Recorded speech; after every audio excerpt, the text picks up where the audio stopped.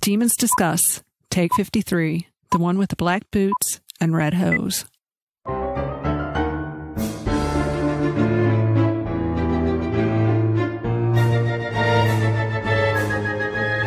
Welcome to Demons Discuss, the unofficial podcast about the All Souls universe and the topics that orbit it. We are your hosts, Angela, Jean, and Valerie. I'm Valerie, and with me is Angela and Jean. Hello, ladies. Hello. And what are we talking about today, Jean? Well, we just finished up at the court of Queen Elizabeth, and Matthew and Diana got their marching orders. They are off to Prague. But we have a little interlude coming up, too, because we get to check in with present-day de Clermont business.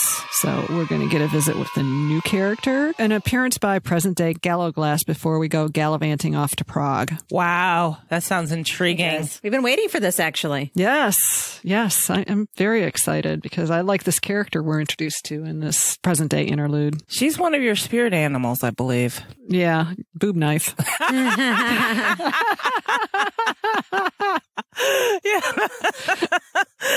Okay. So this, Jesus Christ, this podcast is sponsored by listeners just like you.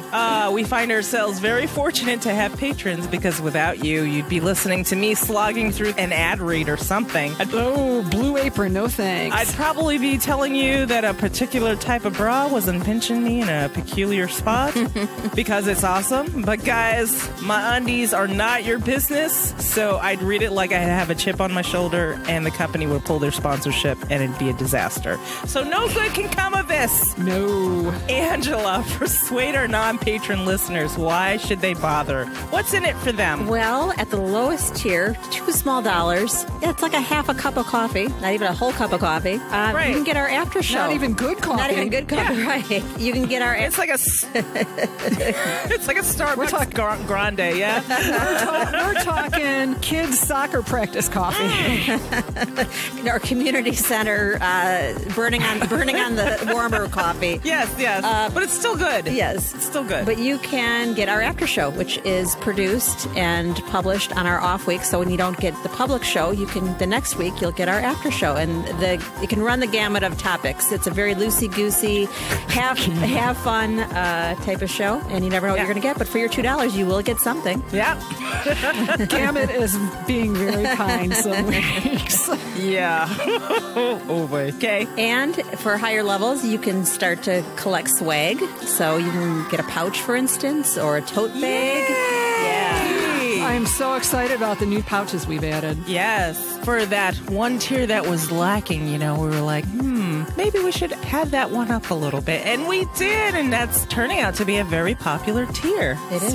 It is. Yeah. And it's the only tier that offers that lovely pouch. Yep. So you might want to check that out too. Anything else, Angela? Anything else our patrons can look forward to? Potential patron.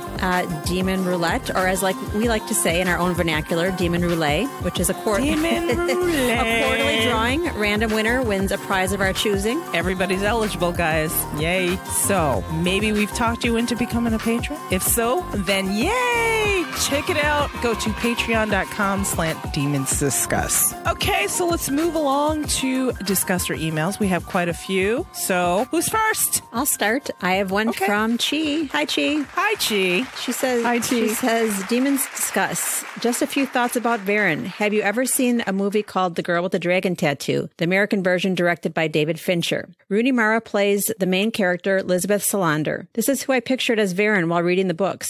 Deb has written so many great characters who we'd love to know more about, and Varen is one of them. She's quiet, fierce, and mysterious. She may not like Diana or Matthew, but she is loyal to the de Clermont's family. Nonetheless, I hope we could hear her story someday. Thanks, Chi. Thank you, Chi. Thank you. And yes, I have seen both versions of that movie. And the American version, I was very upset that they changed the ending.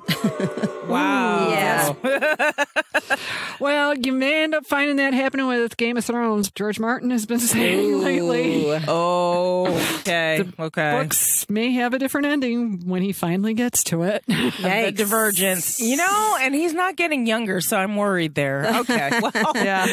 I'm hearing you and that whole fandom is hearing. Yikes. Yeah. But for that movie, the Swedish version was fantastic. It was gritty. It was perfect. And then all of a sudden, I'm like, oh, well, I'll watch the Hollywood version just because. And it was different. Right. Like, this ends differently. You can't do that. Not even from the book to the movie. It was different. That's how I felt about Vanilla Sky. I love the Spanish version. I hated the American version with Tom Cruise in it. There's your explanation on what you just said, too. But yeah, well. Gene, you have something? yes, I have something from a brand new discusser, Sandy S. Hi, Sandy. Hello, demons. Never done this before. Hope it's according to the demon protocol. Protocol, what? I self-identify as a demon and always fail at the protocols of any kind. Okay, well, welcome. You're in the right place. Yes. Because protocol, schmotocols. Yeah.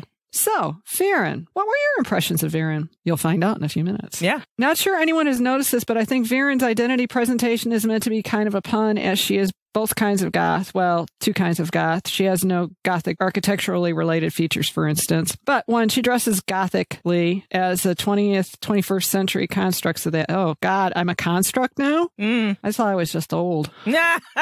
That kind of thing. Derivative of a 19th century Gothic novel, the Edward Gorey aesthetic and all that, all black, spiky, dangerous, though diminutive. And two, we can guess that her native language is Gothic, 3rd to 10th century Eastern Germanic dialect, the language of Wolfila's Bible, in which the Lord's Prayer begins, Ata Usar. I'm sorry. I need my readers. Namely, Father Ours, Paternoster. The real name of Attila the Hun is unknown. Attila, Daddy, is the nickname he was given by the Gothic mercenaries. Same word with a diminutive. And Varen calls Philippe Ada. Wow. I don't know how to fit in the Girl Scout thing, though, because multiple knives. I was a Girl Scout. I had one knife. It was a cool one, though.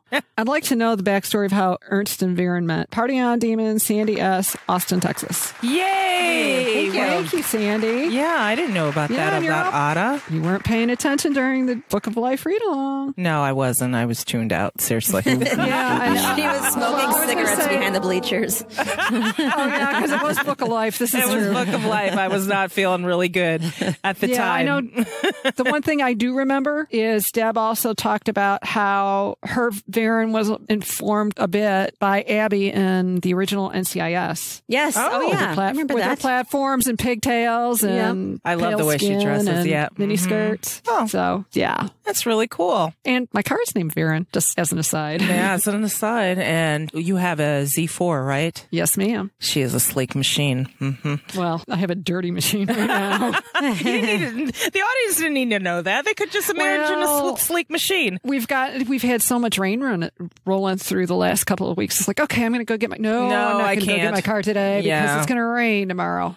Okay, are we going to have like 4 days? It's like, because I just can't spend the money to wash my car if it's not even If it's just going to 24 rain. hours. I know. It's been like that here. I mean, the perils of a black car, right? Morticia has not been washed either. It's just like looking in the spring, she just looks janky until the summer. Oh, I saw Morticia's cousin here on the road, and I'm like, oh, my Valerie. Was she speeding like a demon out of control? That's why I said, oh, my Valerie. Okay, so my discusser email, and we haven't heard from this person yet either. So welcome to Discusserdom, Melissa P. Welcome. She says, hello, demons. Then she gives a disclaimer. No need to share this full email on the site show notes. If you have anything worthy of sharing, any questions, Melissa, don't worry about it. I'm just going to go through it. Okay.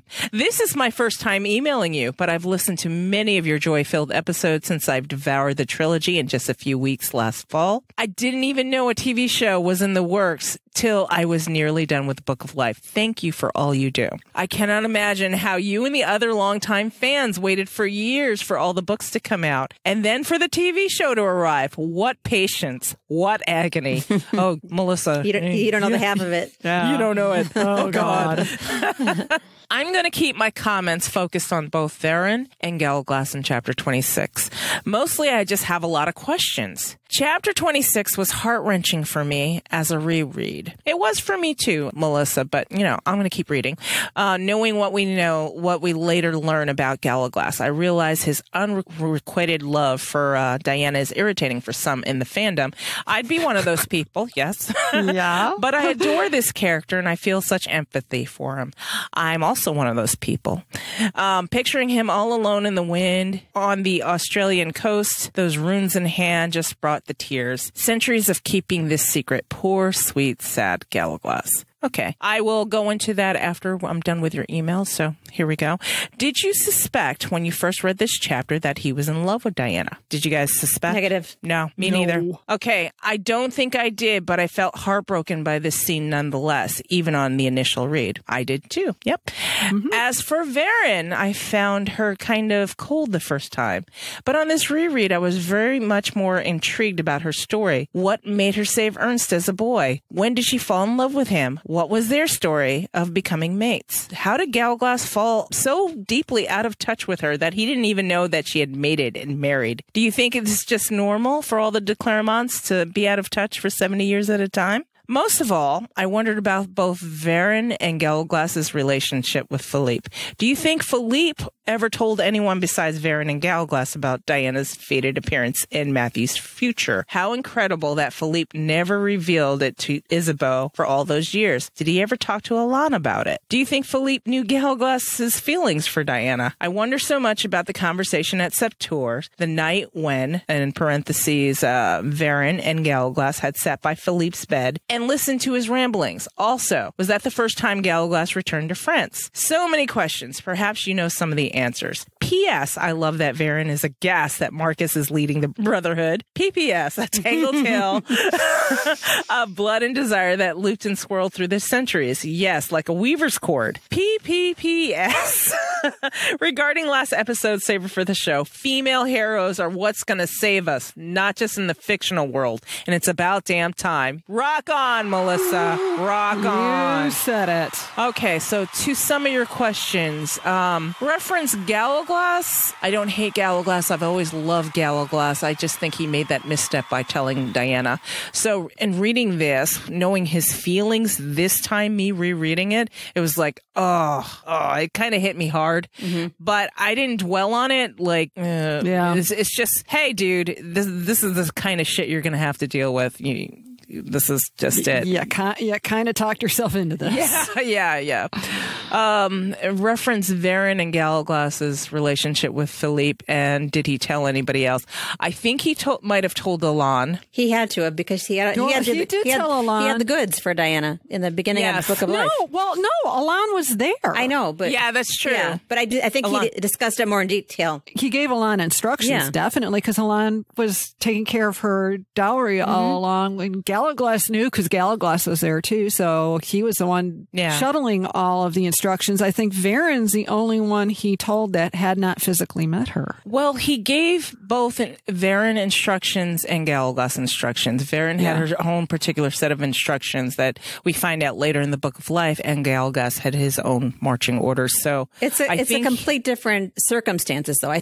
We know Alan and Galglass got lucid, detailed instructions, and Varen kind of got the vague, rambling. I need you to do this with no context. It's almost like, whereas Alan, it came across like a demon vision. Not that I'm just saying that, we were talking in one of our last episodes that Agatha received, rambling messages and she didn't know how to communicate them. That's kind of how his ramblings was at the end. Yeah. But even if he was, some of the later instructions were rambling with Galglass and Alan, they had enough context to understand what he was getting at, whereas she just had these instructions with, you need to call him when this happens. Which is why Varen and Galglass were the perfect pair, because Galglass could corroborate what went on, and he could also be the interpreter for the ramblings. And Varen was the right de Claremont to choose, because she had the pull and the say and could talk Baldwin off the ledge. Yeah. Okay, so here's another one. Do you think Philippe knew Galglass's feelings for Diana? I say yes. Of course he did. Absolutely. I think not a lot passes Philippe as far as if he had any conversations with Galglass, reference checking up on Diana or whatever. You can always tell when somebody you're close to has a crush or something's going on. It's like, I think he knew, and I think it was twofold. I think one, Philippe is ruthless, like you had to be to survive for as long as he did. But two, he used it to his advantage and exploited it. Yeah, just like he exploited Matthew's blood rage. Yeah, I mean, who else better to watch her than someone who felt so deeply for her? He's going to make sure nothing happens. I mean, to and her. it made sense to have that linear line too. Yes. And all of the old stories that he and Isabeau love so much were about chaste love. True. And Gallowglass was the main character in all of them. Well, I should say the kind of feelings Gallowglass was experiencing was like the main focus of those. It's true. It's true. Okay, so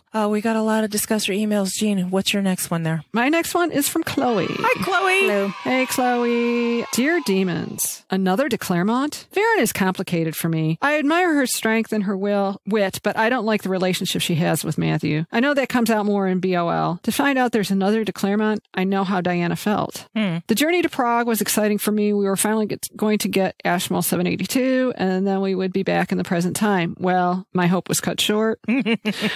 On the subject of Gallowglass and Son, I liked him, but the next book has spoiled him for me. I find it difficult to like him, and you're not alone. Oh. I love Matthew as a prince. It's what I want for my vampire. Power and wealth, commanding power wherever they go. Loving the show and hope you're not tired of my ramblings. Your Vampire Down Under, Chloe. Thank you, Chloe. Never tired. Keep writing. Yeah.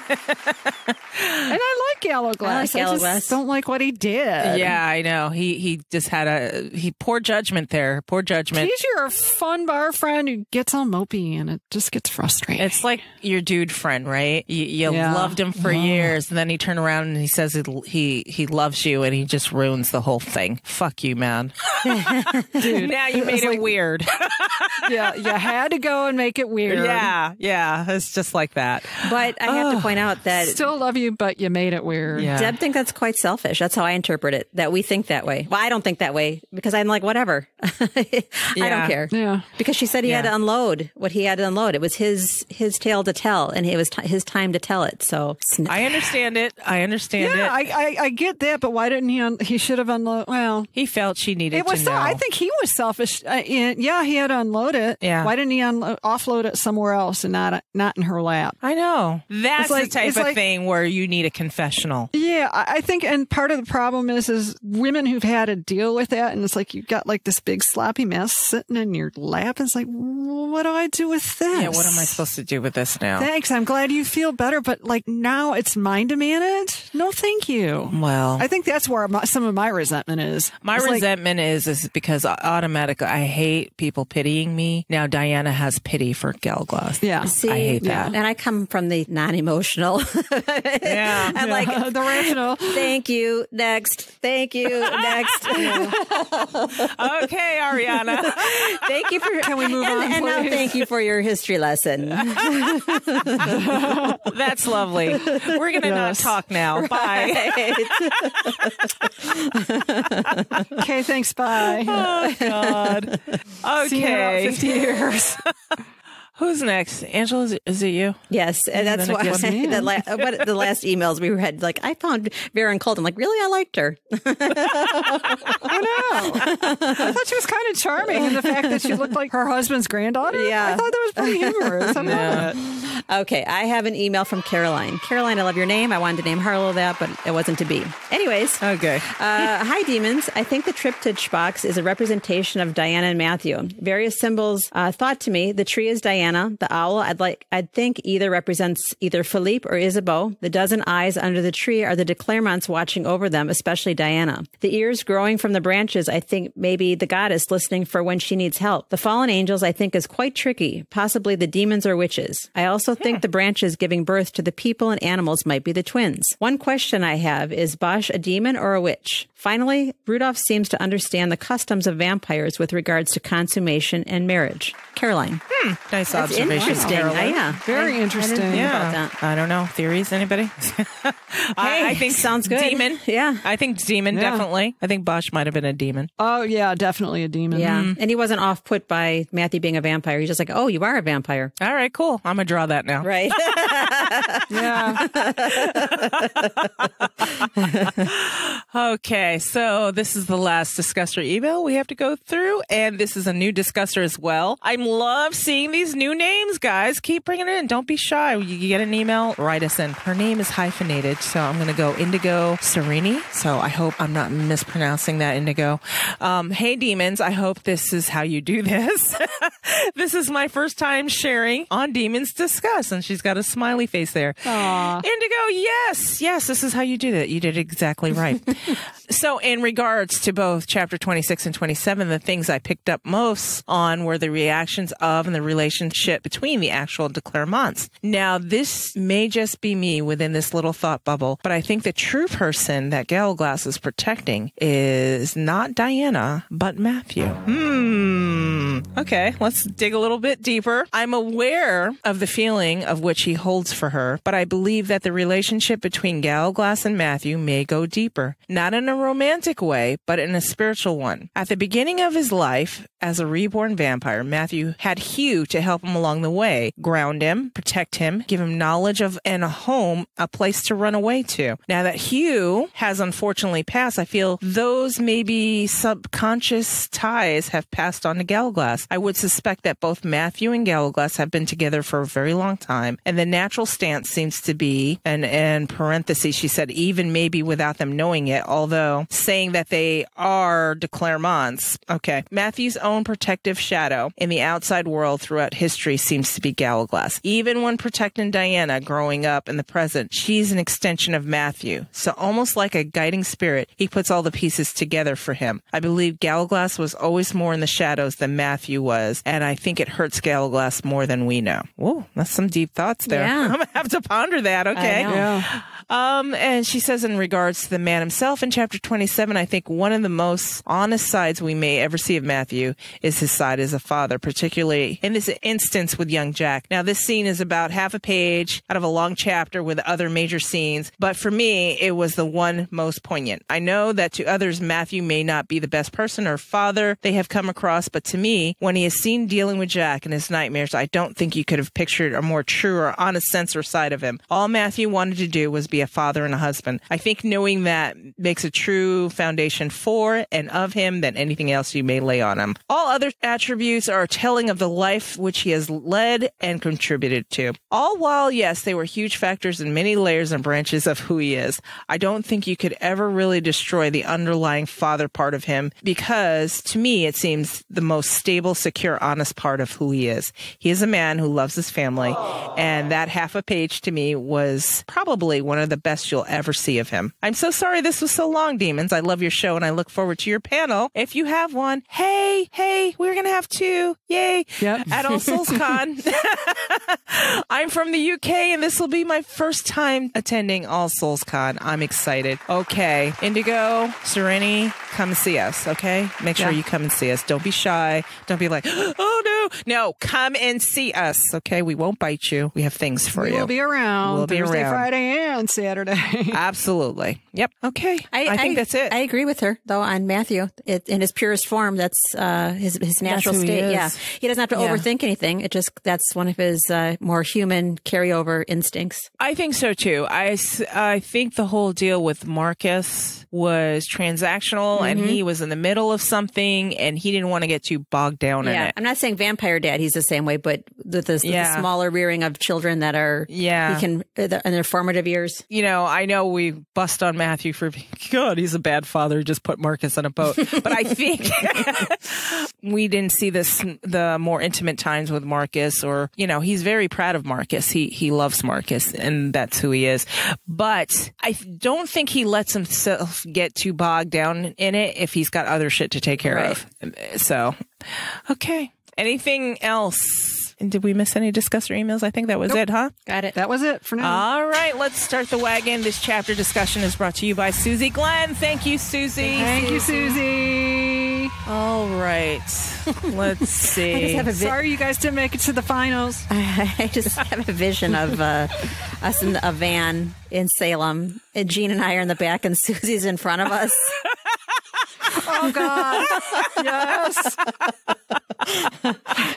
Oh, God. That was ages ago. Well, and That was so much fun. She had to endure our bad attitude, our eye rolling, our snickering, and nothing in particular. We were just in that mood sometimes, and it was never at Susie. She was just. We were the brat kids in the back, and she was like the assistant troop leader. Going, girls, you really need to stop this. Oh my God. Well, I mean, it was. I don't do well with very structured and planned trips. I don't. I'm just kind of hey, let's do this. Okay. I'm that type of person. That's what we've done every single time now, isn't it? Yeah. But I think this is our first outing, and the person who was hosting it was so worried about, making sure we had a full agenda ahead of us. So we felt like school kids in the back of a van, like, oh my God. Yeah. This is Salem in 2013. Way back then. Yeah, it was a long time ago. And serious props to the fellow demon that did organize it, but we were just something's got to give with demons sometimes. Yeah, we were bratty. I mean, it's just not even it. It was an amazing trip. We had a lot of fun. Yeah. We did. Well, and it also helped. We had our own demon tour guide who knew more than the tour guide we hired. Oh yeah, yeah, that's for sure. Oh, that was just beautiful. Okay, guys. Anyways, we digress. Yes, we do. We left off in chapter 25 with Matthew and Diana by order and reluctant allowance, respectively, by Queen Elizabeth I to head to the Empire of Prague. We open up chapter 26 a bit disjointed because we are in present day with a new de Clermont that we've never met. In Berlin. That we've never met before. So, okay, first thoughts. Get them out of the way. Let's do this. Well, once again, we had an anomaly chapter, and I think I was, on the first read, I was used to the anomaly chapters now, so I wasn't so put off by it. But on this read or listen, I'm like, these chapters are brilliant. That's true. I mean, they're so jam-packed, and the way they're structured is so clever. Mm-hmm. I mean, you've always got like an object and the documentation that goes with the object in one way or another. Yeah. Yes. And then it sets up the next puzzle piece. It's kind of like every anomaly chapter is another thing that's going on the whiteboard. Correct. I agree. Or on the white table, and stuff gets moved around a little bit, and we get new characters. I mean, we've gotten Phoebe. Now we've got Varen and Ernst. The family keeps growing. The last anomaly, or the Phoebe and Marcus anomaly chapter, was important for their meeting. This one is just so rich in information. Yes. So let's talk about the anomaly that popped up. It was a newspaper article that Varen wound up reading. It was in the Independent, and it was dated the 1st of February, 2010. It was talking about a Surrey woman discovering a manuscript belonging to Mary Sidney. At the time, it said famed Elizabethan poetress and sister to Sir Philip Sidney. So according to this article, the manuscript experts believe represented a work of alchemical notebook kept by the Countess of Pembroke during the winter of 1590/91. The Countess's scientific papers were thought to have been destroyed in a fire at Wilton House in the 17th century. It is not clear how the item came to be in the possession of the Barber family. It never is. Right. And it goes on to say, quote somebody, says, "We remember Mary Sidney primarily as a poet," commented a representative of Sotheby's auction house, "who will put the item up for bid in May. But in her own time, she was known as a great practitioner of alchemy." Yeah, hey. Look at that. Sotheby's going to have another object that is going to end up not being auctioned off. Right. Someone's going to buy that. So these items, I wonder who that's going to be. These items could have easily been destroyed, but instead you think that Philippe said, don't destroy them. Galglass, go hide them. They'll surface eventually, and that will be the signals to my people to know to set the plans in motion. Yes. There you go. I think that's exactly what happened. And they're all in odd places. And it also signals them to go buy the shit real quick. Yeah. Hey, it's going to be an auction. Okay, I guess I got to buy that too. Shit. Here's my question. What would they have done if it was shown up at Christie's? Oh, fuck. That would have thrown a monkey wrench in things. I'm sure they have. You know what? I'm sure they have an account at Christie's too. Yes. Yeah. The manuscript is of particular interest as it shows the Countess was assisted in her laboratory in one experiment labeled The Making of the Arbor Diane. She identifies her assistant with the initials DR. And then this other quote that cracked me up.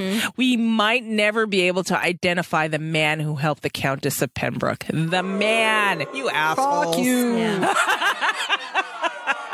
Shut up, Nigel. We don't need any more of your Nigility. Your Nigility. I love the acute awareness of Deb penning that simple little word, man. I know. Talk about a poke in the face. Fuck you guys. I think she was poking Cambridge in the face. Yeah, no joke. Okay, so here's where we're introduced to Ernst. First read. Who's this guy? So he says, "What is it, Schatz?" Ernst Newman put a glass of wine in front of his wife. She looked far too serious for a Monday night. This was a Varen Friday face. So immediately, I think this is the time we were making guesses as to who was in the congregation. Yes. And this came up. Yeah? Yep. Yeah, and my guess was it was Varen because Friday was when the congregation met, so she was usually pissy on Friday. It's like, what would make it your Friday face? For me, Friday's a joyous day. There were a lot of good guesses, though. Wasn't one of the guesses that you can't eat meat on Fridays back in the day? Not that she was Catholic. Yeah. I don't know. But Friday was kind of an abstinence kind of day. Yep. Huh. Okay. It wasn't happy hour and I know. woohoo. Modern day. It's like, woo woo. Gin. Wow. God. It's Gin Friday. Anyway, so Varen goes, nothing, she murmured, her eyes still fixed on the lines of print before, a piece of unfinished family business. And then Ernst goes, is Baldwin involved? Did he lose €1 million today? And it's like, what? Okay. So Varen corrects that right away and says, Baldwin has never lost $1 million of anything in his life. Ernst noticed that Varen hadn't actually answered his questions. So, It's the vampire truths, half-truths. Yeah. So Varen makes a phone call to a coded number. She's like, okay, Ernst, I got to make a phone call. You just sit tight, okay? Did we know that she was a vampire at this point? I didn't know when I first read this. No, we didn't know. Well, when they did say, I kind of assumed since they said declare mine. Right. Yeah. And the fact that she still looked 25. Right. Did I miss that, though? Yeah. It's Was right that on the first right page? after the Baldwin stuff. Their wedding photos, which showed Varen looking exactly as she did today in a 25-year-old version of himself. Right. Were That's safely hidden when from I view. clued in. I was like, oh, okay. So I'm like, who's this Ernst guy? What's going on? Ernst knows Isabeau as Melisande, and Melisande was Isabeau's black period, we'll call it. We'll label it that. So I'm wondering what made Varen save him from her, you know? Yeah, I don't know. I don't know. I mean, because he was just a little boy, apparently. She killed his father. Was his father a Nazi or just a wayward German in the way, or? Oh, he was probably a Nazi and maybe even a witch. You think? Well, I did find some Newmans in the SS rolls. Ah. When I went searching, digging down rabbit holes, there was a Newman or two affiliated with Mengele, I want to say. So there you go. All right. So Varen calling this number and it's redirecting and connecting. And then finally it went through and a young voice answers, who is this? He sounded American or English maybe, but with his accent nearly gone. There's Ed's accent right there. People who want a bitch. Yeah. I don't know. How so? It's in the book. Well, people complain that Marcus is supposed to be American, but when he came to the United States. Sounds English. That old thing? Yeah, that old thing. But I'm just saying all that stuff people are complaining about, but it's right here in chapter 26. Well, I just said how so because it says kind of English. But it says his accent nearly gone. That's why I was wondering how so, because it definitely has an English accent. Yeah. Well, but still, I mean. Well, when they came to the United States, did they really have an accent distinct from British people at the time? No. It kind of veered off after that. So, I don't know. Anyway, don't get hung up on his accent. And Deb just went over the whole exercise in her last Facebook Live on it again. Yes. Yeah. I'll put that in the show notes, you guys. You can watch her last Facebook Live, too. Of course. So Varen hung up immediately. She dropped the phone on the table and buried her face in her hands. She's like, oh, God, it's really happening just as my father said it would, because she probably thought her dad was crazy at the fucking time. So when it's all happening, she's like, oh, Jesus Christ, here we go. Here we go. Right? Strap in. So Ernst is saying, you're frightening me, because he's seen many horrors in his life, but none so vivid as those that tormented Varen on those rare occasions that she actually slept. The nightmares about Philippe were enough to unravel his normally composed wife. Who was that on the phone, he asked. And she goes, it wasn't who it was supposed to be. And he's not here. She said he's not here. Meaning she knows he's somewhere else in the past. So we're clued in that she's been clued in by Philippe that there's some shit going on that you need to pay attention to because, So she's trying to explain it without explaining it. Ernst just wants to have answers. Varen, you're not making any sense. He said sternly. I don't know if I'd say anything sternly to that woman, but she must love him a lot to spare him. He'd never met this troublesome stepbrother, the family intellectual and black sheep. Poor Ernst, he's so confused, and he's been told the tale of the hot mess Matthew. You know? Everyone knows. It's far and wide, the stories. Right.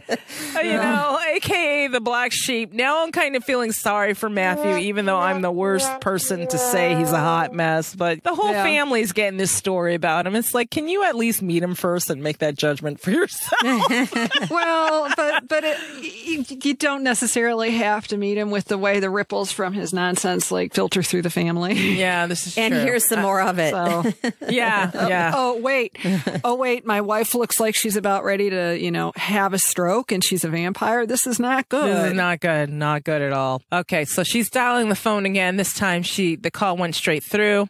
Who's she calling? Oh my God. So, on the other line, you've read today's papers, Auntie Varen. I've been expecting your call for hours. Wait, stop there. This time when he said Auntie Varen, I definitely thought of him putting Diana in that compartment and forcing himself to call her Auntie. Yeah. Thinking, okay, think of Varen, think of Varen, think of Varen. Yeah. like think of the queen when you're having sex. Oh, God. Baseball stats. Yes. Bugs Bunny. I can think of England.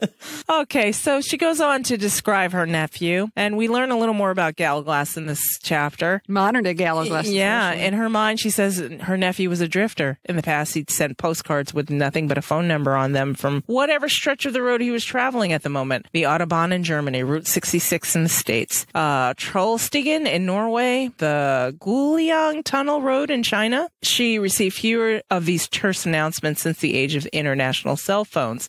With GPS and the internet, she can locate Gallaglass anywhere. Varen rather missed the postcards, though. That kind of reminds me of another auntie we'll meet later on. Oh, yes. Mm-hmm. So Gallaglass answers somewhere outside of Warrnambool. I think I said that right. Warrnambool. I don't know. Warrnambool? Mm-hmm. And Varen's like, where the hell's that? And Ernst and Gallaglass at the same time, Australia. And then Gallaglass is kind of giving her shit. Is that a German accent I hear? Have you found a new boyfriend, huh? And Varen's like, watch yourself, pup. You may be family, but I can still rip your throat out. That's my husband, Ernst. So can we pause here for a second to address one of the comments from our discusser that she thought that was quite a long time for vampires to go and not know the goings on? Mm-hmm. I don't think it's more than, it's a little over 50 years. And that falls in line with a Vampire Minute.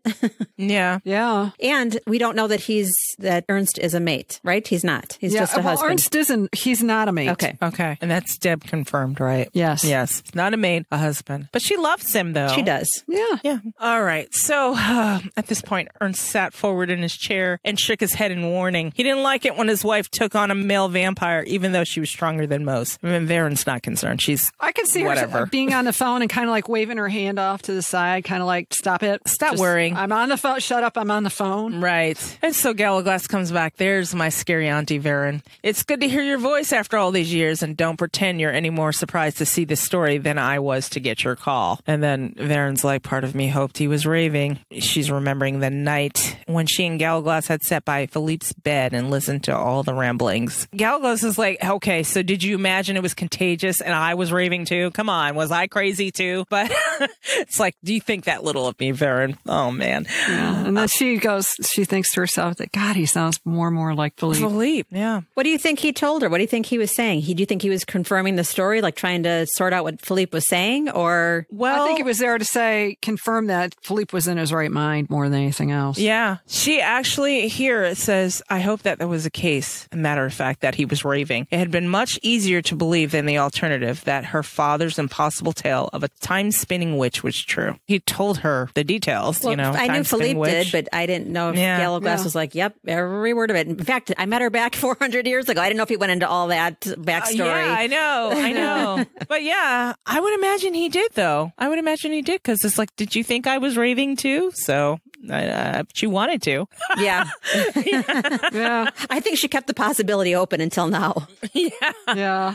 So she's, Varen's a little freaked out, but Galglass is trying to reassure her. You haven't seen Matthew with her. Once you do, though, she says, I think my stepbrother is more of a problem. Not possible.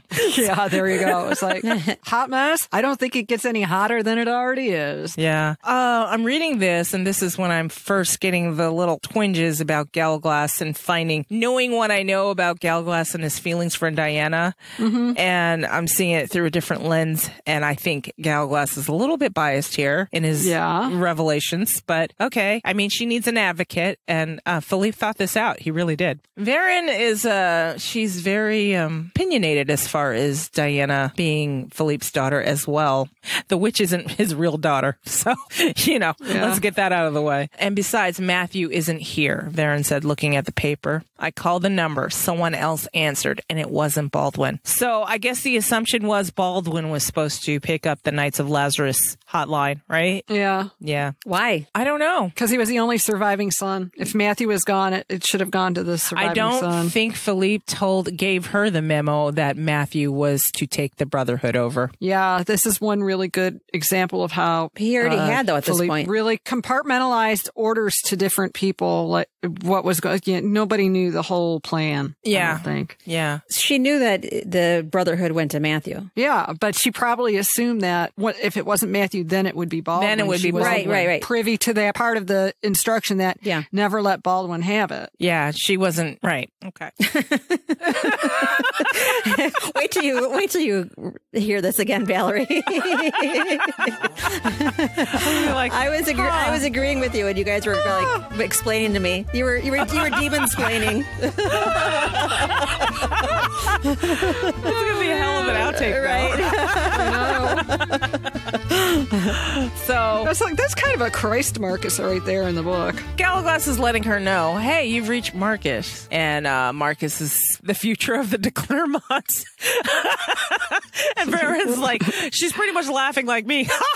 Right, like, sure. It's like, what the fuck? And Galglass is like, give him a chance too, Auntie Varen. He's a good lad. As for the family's future, that depends on all of us. Philippe knew that, or he wouldn't have made us promise to return to Septour. So, Philippe de Clermont had been very specific with his daughter and grandson. They were watched for signs, stories of a young American witch with great power, the name Bishop, alchemy, and then a rash of anomalous historical discoveries, like this newspaper article. And there's the answer to your question, Val.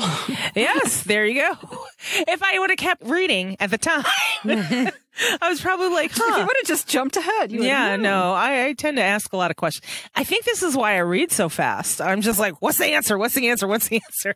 So, okay. And we'll go through this backstory. For decades, Galglass had waited. He had heard stories of a witch from Massachusetts named Rebecca, one of the last descendants of Salem's Bridget Bishop. Reports of her power spread far and wide, as did news of her tragic death. Galglass tracked her surviving daughter to upstate New York. He checked on the girl periodically, watching as Diana Bishop played on the monkey bars at the playground, went to birthday parties, and graduated from college. Galglass had been as proud as any parent to see her pass her Oxford Viva. He often stood beneath the Carillon at, how do you say that? Carillon? Carillon. Okay. Carillon at Harkness Tower at Yale. The power of the bell sound reverberating through his body while the young professor walked across campus. Her clothing was different, but there was no mistaking Diana's determined gait or the set of her shoulders, whether she was wearing a farthingale and a ruff or a pair of trousers and an unflattering man's jacket. Lovely. It's that little asterisk here. I did play the Carillon at Harkness Towers, just saying. No, you did. Link to that in the show notes, people. You'll get to see that. Yay. So this just confirmed that the person watching, because I think Diana had said in A Discovery of Witches, she felt creatures watching her all her life, right? And so we know one of them was Galglass now, because he was checking her out at a birthday party on the swings. She said she felt vampires watching her, and it was Galglass. So there we go. And we got a little bit of retcon. Yes. Okay, so when Galglass learned that Baldwin had been called to Septour at Isabeau's behest for some unspecified emergency involving Matthew, the Gale knew it was only a matter of time before the historical anomalies appeared. Okay, so what did you guys think of this and his thoughts throughout because he's kind of being wistful here. He knows when he goes back, it's pretty much going to be a goodbye as well as a hello, you know? Mm-hmm. Yeah. Well, I mean, we're going to when we get to the end of this chapter, it really tells it. It's very clear because I think in retrospect, the way we were interpreting it was all wrong. I mean, now it's extremely clear. It was not. Let's do a comparison, what we thought and what it is. Okay. At the end. Or at the end. Okay. All right. So meanwhile, he was preparing for the gathering storm as he always did by traveling far and as fast as he could. Once it had been the seas and then the rails, but now Gallaglass took on the roads, motorcycling around many hairpin turns at mountainsides as he could. With the wind streaming through his shaggy hair, his leather jacket fastened tight around his neck to hide the fact that his skin never showed any hint of tan. Gallaglass readied himself for the call of duty to fulfill his long ago promise to defend the Claremonts no matter what the cost. Varen's still on the other side of the line while he's, thinking about all this shit. She's like, Gallaglass, hello. And he's like, yeah, still here, Auntie. When are you going? Varen sighed and rested her head in her hand. She couldn't bring herself to look at Ernst yet. Poor Ernst, who had knowingly married a vampire and in doing so had unwittingly involved himself in a tangled tale of blood and desire that looped and swirled throughout the centuries. Yeah, poor Ernst. Jesus. Now that I think about it. So Gallaglass says, I told Marcus to expect me the day after tomorrow. And then Varen's like, I'll see you there. He goes, travel safe, Auntie Varen. Hung up the phone. And so Gallaglass put the phone in his pocket and stared out to sea. He'd been shipwrecked once on this stretch of Australian coast. He was fond of the sights where he'd been washed ashore. A merman coming aground in a tempest to find that he could live on solid ground after all. He'd reach for his cigarettes like riding a motorcycle without a helmet. Smoking was a way of thumbing his nose at the universe that had given him immortality with one hand, but on the other taken away everyone he loved. And you'll take these away from me too, won't you? And this is the part I was talking about. My thought here is he knew what he knew. He knew he'd have to separate himself from this whole situation. He knew he'd have to be done with him. Hindsight is 20/20. And my first read, I took this as an ominous operation. Like I thought he was probably figured he was going to die, and then everyone he loved. I was thinking it was Hugh and Philippe and everybody who had died, and Godfrey and that family. I mean, it wasn't so much a prospective. Exactly. It was more retrospective, especially when we're talking about the merman and a tempest. Then it's like I'm thinking about Shakespeare too. It's like, okay, is that another silly story that Gallaglass was telling him, full of fairies and magic? Yeah, that was all fodder to confuse me. Turns out Deb threw that in there to, hey, think about this. It's like, was he a merman? Yeah, I was going to say, I think that sent us all the way down that path that he was super old. Yeah. And then I was like, Myrmidon, maybe he was fighting with Achilles. No, this was just a Shakespeare reference. And that story Philippe told by the fireplace in Septur didn't help either. Right. He's like, I've known of creatures in the sea. Fighting with thunderbolts. Yes. Yeah. So we thought maybe Gallaglass was a merman. Oh my God. No such luck. No such luck. Okay. He's just a Gallaglass. He said he had always possessed a healthy respect for magic, even before he met Diana Bishop. There were powers abroad on the earth and seas that no creature understood, and Gallaglass knew well enough to look the other way when they approached. But he couldn't resist the runes. So he carried the runes with him. So the first one he pulled up was Nid, the rune for absence and desire. Gallaglass dipped his hand in the bag again to better understand what he wanted the future to hold. Odal, the glyph for home, family, and inheritance. He drew out the final rune, one that would show him how to fulfilling his knowing wish to belong. Rad. This was a confusing rune, one that stood for both arrival and a departure, a journey's beginning and its ending, a first meeting as well as a long-awaited reunion. Gallaglass's hand closed around the bit of wood. This time its meaning was clear. And then he says, you travel safely to Auntie Diana and bring that uncle of mine with you. Gallaglass said to the sea and the sky before he climbed back on his bike and headed into a future where he can no longer imagine nor postpone. Okay, let's give our thoughts on these runes. What did you guys originally think of the runes? It was just predicting their return. Yeah. Gathering back at Septur, the reunion. Yeah. So the beginning and the ending, that last rune, I originally thought that the ending, oh my God, something terrible is going to happen. But I felt like he knew in his heart is like he's going to reunite with them one more time, and then he's got to go. And then he needs to go off and start his own thing. Story. Can't be beholden to the fan. You know, he has been a slave to his promises to Philippe for years. Yes. Yeah, centuries. His mission is almost complete, and now he can move on to his own. Go. Yep. Let it go. Yes. You didn't have to tell Diana, though, Galaglass. That's still fucked up. You didn't. Okay. Well, okay. I don't know. Yeah, I guess. Go ahead. I think he's going to live a hell of a lot longer life than she is. So he could have told her maybe later when she's about to die. Yeah. And then On her deathbed. See, that would have been reasonable. I could have. Yeah. I could have dealt with that. You know, even if she said, you know what, I always suspected, but that's cool. Yeah. Cool. That's cool. That's a great last line out of somebody. It's cool. like you just gave her a dose of hemlock or something. Little X's for eyes. I don't know why I put him at her deathbed, not Matthew, but whatever. Well, they all got a turn to unload. Yeah. It's my turn now. Right. It's my turn. It's like take a number. Oh, God. Okay, so back to 1591, guys. They're in Prague, and Matthew wants to know where his red hose is. Okay. God, this is like such a typical man thing. Where's my Keys. Phone. Insert. Wallet. yes?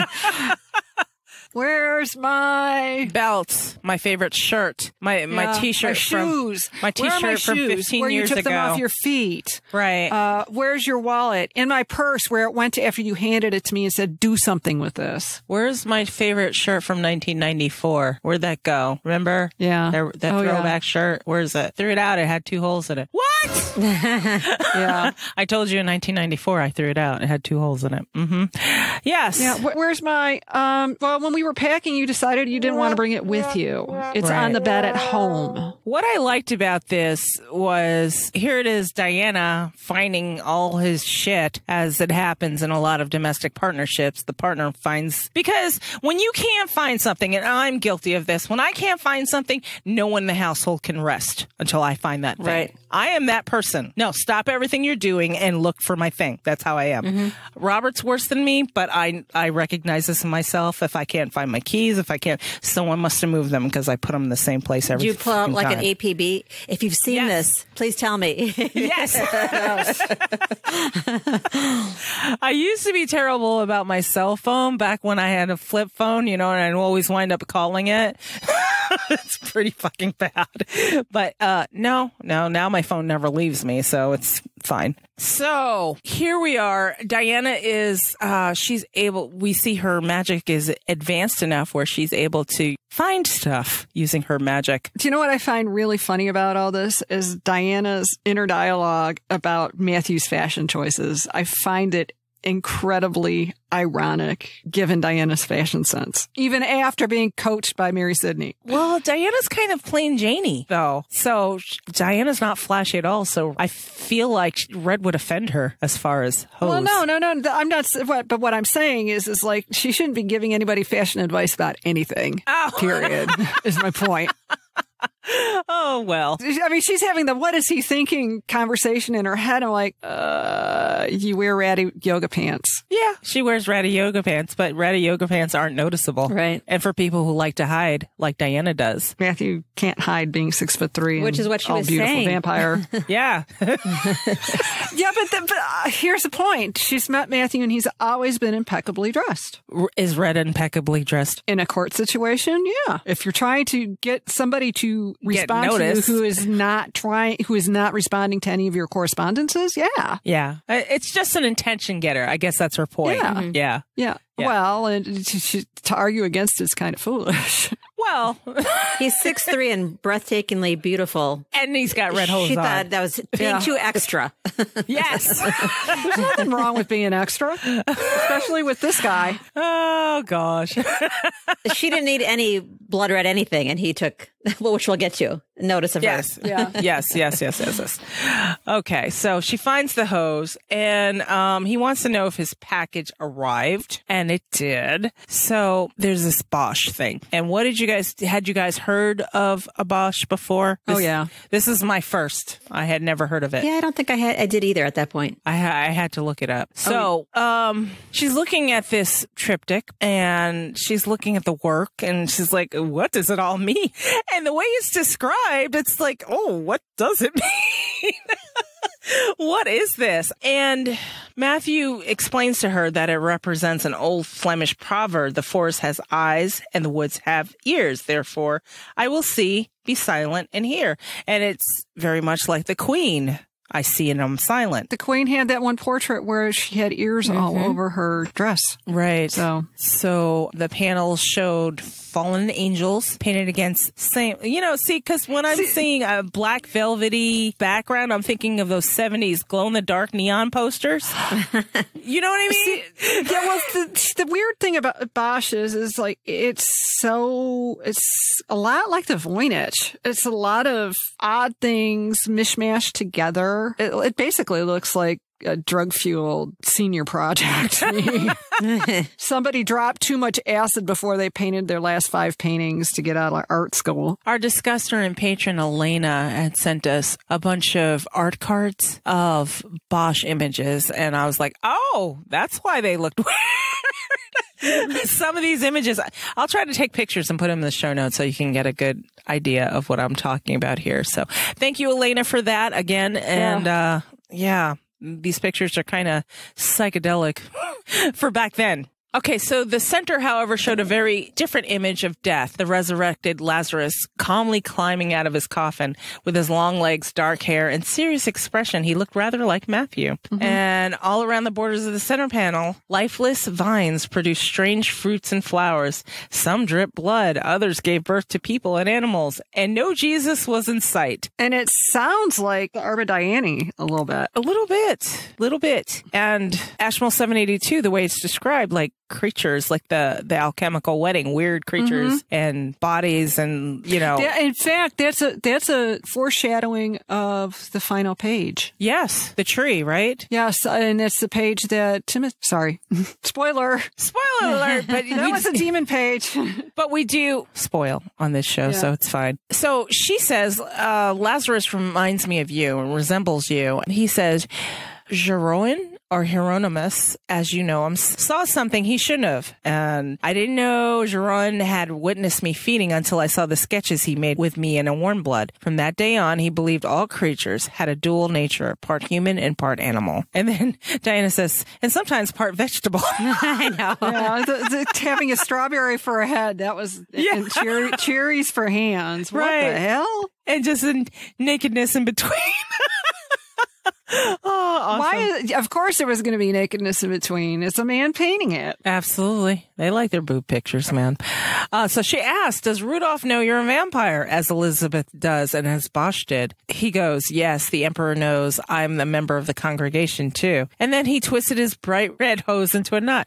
Thank you for finding these. And the car keys come up. Yeah, I know.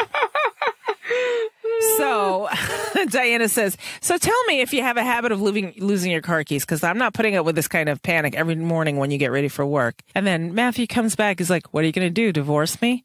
And then she comes back. Well, you promised me vampires don't do divorce. And then she says, you're going to look like a cartoon character if you put on those red socks on.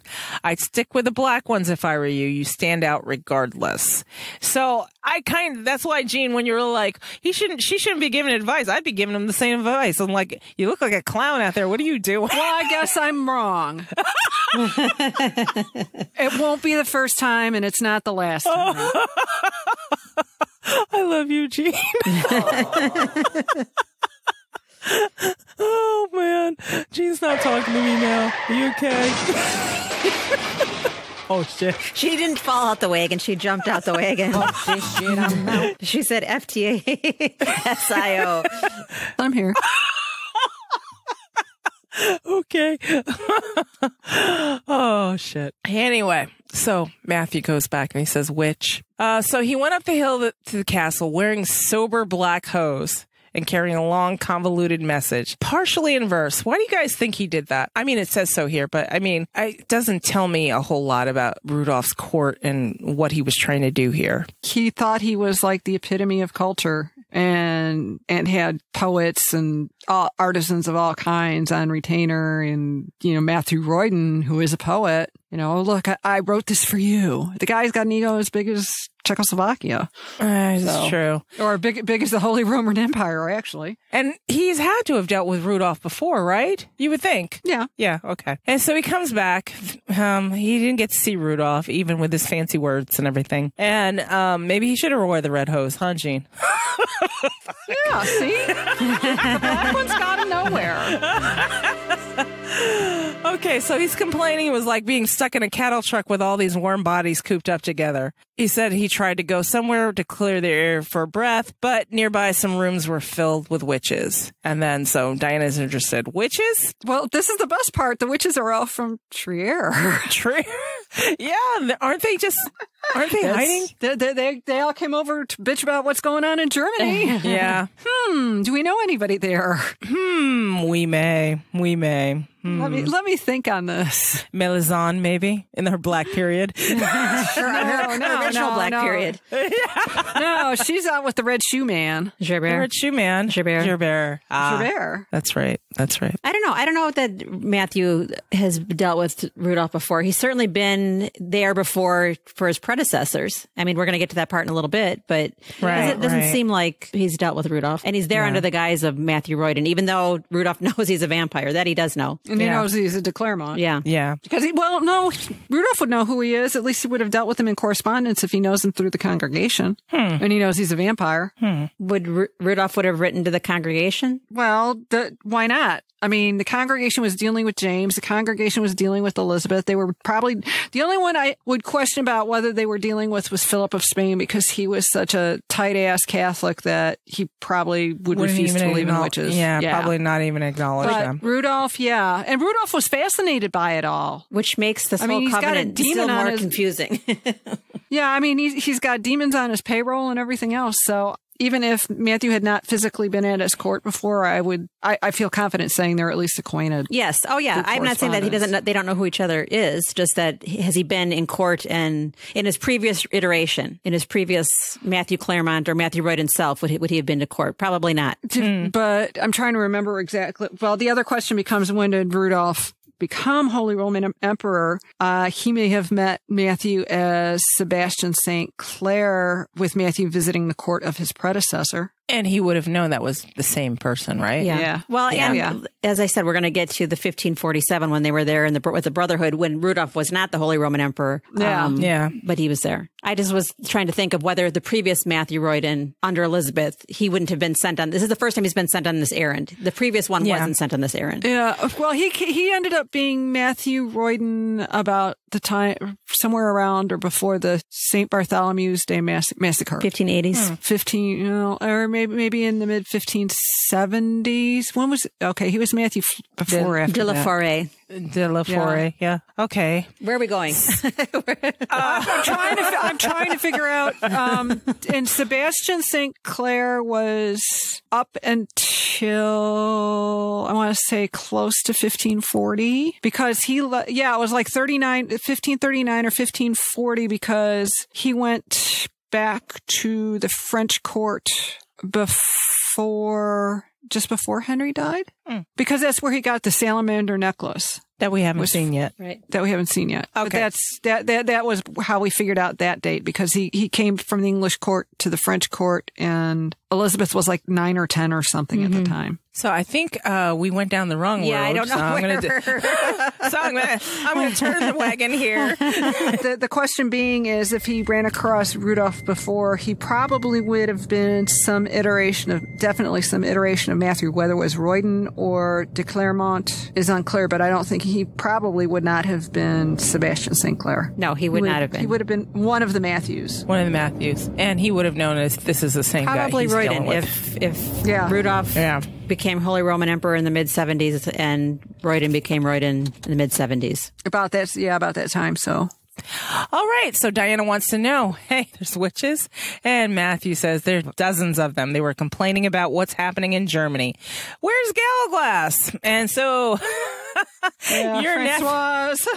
your nephew is buying eggs and securing the services of a housekeeper and a cook. And Francoise had flatly refused to join our expedition to Central Europe. She viewed it as a godless land of Lutherans. She was now back at the old lodge, spoiling Charles. She loved Charles. I guess she doesn't like making whatever the predecessor to green bean casserole was.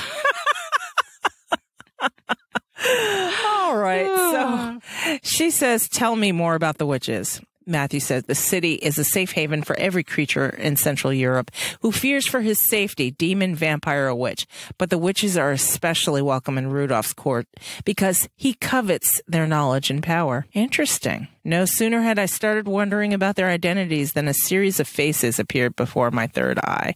So yeah, her magic's getting very developed because she's asking questions about these people that she's seeing. Hey, who's that witch with the red beard and the one with the blue eye and one green eye? And he's like, we're not going to be here long enough for their identities to matter. Well, what's interesting is the witch with the blue and the green eye it sounds like Champier. Well, he was another witch that had two different color eyes. But she killed him. I know, but my point being another one. And another one pops up. But I'm just saying another one's popping up. Is this another member of the extended family, or it could just be a random seer, or is it just the fact that you've got a lot of witches that have a form of chimerism? Yeah, is that a weaver? I'm just saying it's an interesting detail. Yeah, I don't know. I since it was a hot pot and a hot place for creatures, I didn't take the different colored eyes as that unusual back then. Not that it's that common, but it just seems like it's indicative of a gift, not necessarily for just a witch. Right,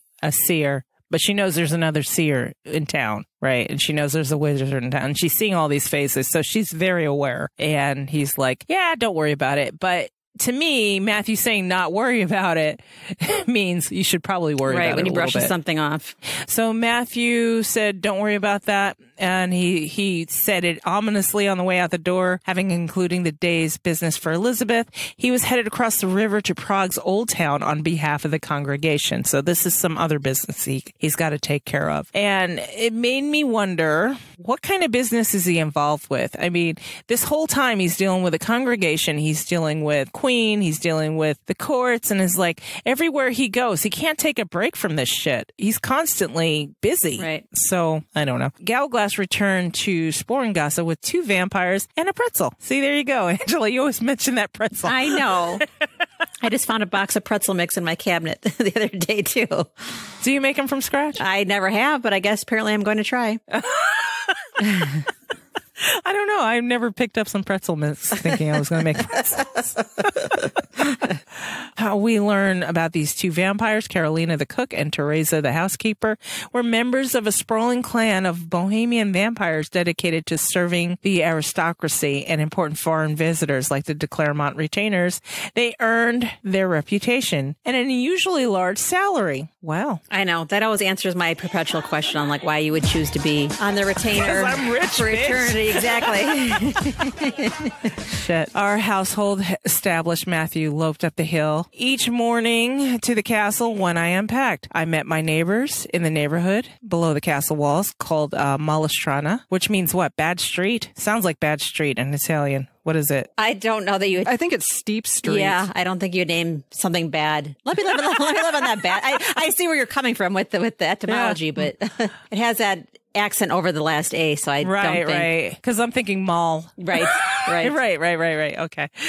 And watch for the absent members of the household. So she missed Annie's cheerfulness, wide-eyed approach to the world, as well as Jack's unfailing ability to get himself into trouble. So apparently they're on their way. It was late afternoon on the first day of spring. The house was filling up with homely scents of pork and dumplings when a scrappy 8-year-old tackled me. And it was Jack. Oh my God. Yay, Jack.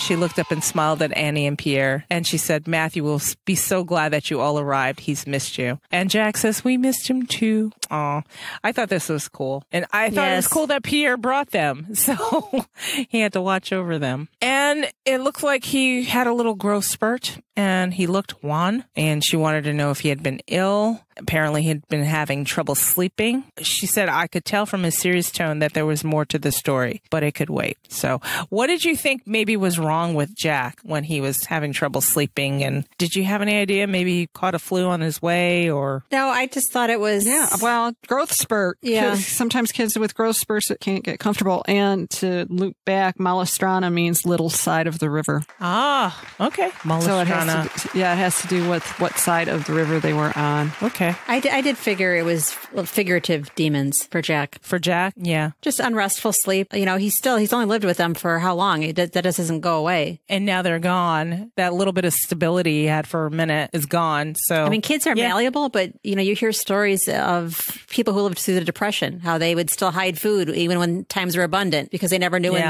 their good times were going to be taken away. Yeah, it's true. Well, she assures him that he'll sleep tonight and that there was an enormous feather bed in his room. Go with Teresa. Jack, she'll show you where your things are. But enter Matthew, and Jack is like, Master Royden, and he hurls himself in the door, flinging it open before Teresa could stop him. And how he detected Matthew was a mystery, given the growing darkness and Matthew's head-to-toe adoption of slate-colored wool. So Jack knew he was there. He was attached to Matthew. It's really cool.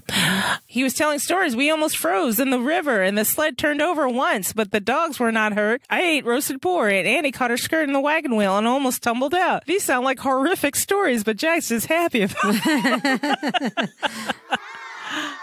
He said he saw a blazing star, and he drew a picture, and Matthew's complimenting him and saying, this is quite good. And so after he gets off to bed, Matthew's wondering, has Jack been sick? Pierre's given him the lowdown. No, my lord. Since we left you, his sleep had been troubled. Pierre hesitated. I think the evils in his past haunt him. Otherwise, the journey was as you expected. And this was his cagey way of asking whether they had been set upon by bandits or plagued by supernatural or preternatural beings. And Pierre says it was long and it was cold, and the children were always hungry. And then Galagos is like, well, that sounds about right. And then Pierre wants to know, and you, my lord, is Prague as you expected? Basically, Matthew's like, okay, Rudolph hasn't seen me yet, so we're not even going to talk about that.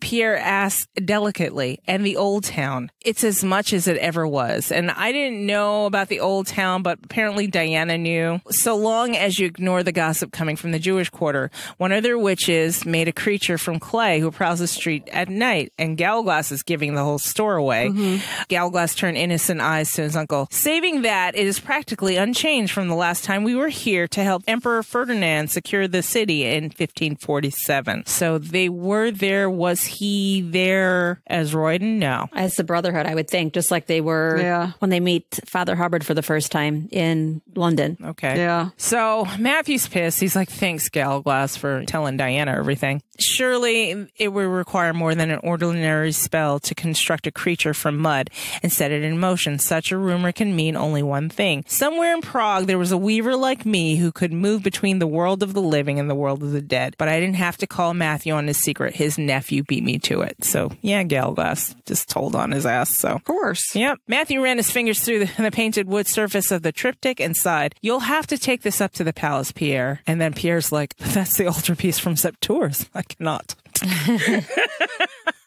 The emperor is known for his caution. Surely it's only a matter of time before he admits you. And Matthew's like, we don't have time. And the de Claremonts have altarpieces aplenty. He's like, let me write a note to the emperor and you can be on your way. Matthew sent Pierre on his way. That night, Jack was having problems sleeping and Matthew went to help him. He was drawing. He said, tell me what happens when I shade the side of the monster's face. And Matthew's hand moved swiftly over the large sheet of... Foolscap? Foolscap. What does that mean? I should define it. Foolscap is like low-cost paper. It's like scrap. Okay. Foolscap for him. It makes him seem farther away, Jack whispered, awestruck by the transformation. You try it. It's very nice that they're bonding right here, and Matthew's helping him. So on the next day, they received a note from the emperor. It was sealed with a thick wax and ribbons. The painting worked, my lord, Pierre said apologetically. It figures. I love that altarpiece. Now I'll have a hell of a time getting it back. And to me, that's funny that he's going to try to get it back because he's like, yeah, you can have this. They're so Matthew. You can have this, but I'm going to come get it later. We'll come back and steal it another day. What the hell? So he says, I'm going to go to Rudolph this afternoon, Matthew said with a satisfied smile. My father will be pleased. He sent some money and jewels too. But it would appear that the de Clermonts got off lightly this time. And then Pierre's like, okay, hang on. He held out another smaller letter addressed in a plainer style. The emperor added a postscript in his own hand, and I looked at Matthew's shoulder and read it. Bringing das Buch and die Hexe. And I know German, so bring the book and the witch. Come on now. And then Matthew's like, oh shit, I spoke too soon. I told you to hook him with Titian's great canvas of Venus that grandfather took off of King Philip's hand when his wife objected to it, Gallowglass observed. Like his uncle, Rudolph had always been unduly fond of redheads and saucy pictures. I think Philip's queen objected to it because it looked like his mistress. And witches. So, yeah. Was he really into witches? I mean, Rudolph was into the occult and he was into alchemy. So I know you did he was a freak. I know you did a Weekly Geek on him. Yeah, it was mostly his cabinet of curiosities, and he did collect oddities, magic making things. And right. Yeah. In this chapter and the next one, you're going to see how he collects people just like he collects things, because you've got Herr Hufnagel here with the ornate handwriting mentioned already. Right. Yeah. His court calligrapher, who is a real person, and then it'll just go on and on. He has lots of jobs for lots of people. Right. And then you have Senior Strata and his sister. Damn it. Oh, poor thing. Okay, we'll get there. It wasn't the painting that baited him, but it was Diana. Maybe I should refuse his invitation. That was a command, Uncle. And Rudolph has Ashmole 782, Diana said. It's not simply going to appear in front of the 3 ravens on Sportgasse. We're going to have to find it. Are you calling us ravens, Auntie? Gallowglass said with mock offense. I'm talking about the sign on the house, you great oaf. Okay. So apparently there's a sign at the house with ravens. So when I read this, remember, okay, this is kind of an aside. Remember we were talking about American Gods? Mm-hmm. Yes. Okay, that guy you were talking about, Angela, the main god? Yep. Okay, he plays Odin. He is Odin. Yeah. He has a son, Thor. Yeah, he shows up in some, I don't know, some speakeasy somewhere. It was really crazy. But anyway, that was an aside. Back to the story. Besides, Gallowglass continued, among my people, it's a great compliment to be likened to a raven. I'll be Munion, and Matthew will call him Hungen, and your name will be Gondal, Auntie. You'll make a fine Valkyrie. They want to know what he's talking about, and Matthew's like, Odin's ravens and his daughters. And then she's like, okay, thank you, Gallowglass, I said awkwardly. It couldn't be a bad thing to be likened to a god's daughter. See, knowing what I know about Gallowglass now, and I'm reading all these things, and I'm like, Gallowglass, you weren't really being secretive at all. Right. No.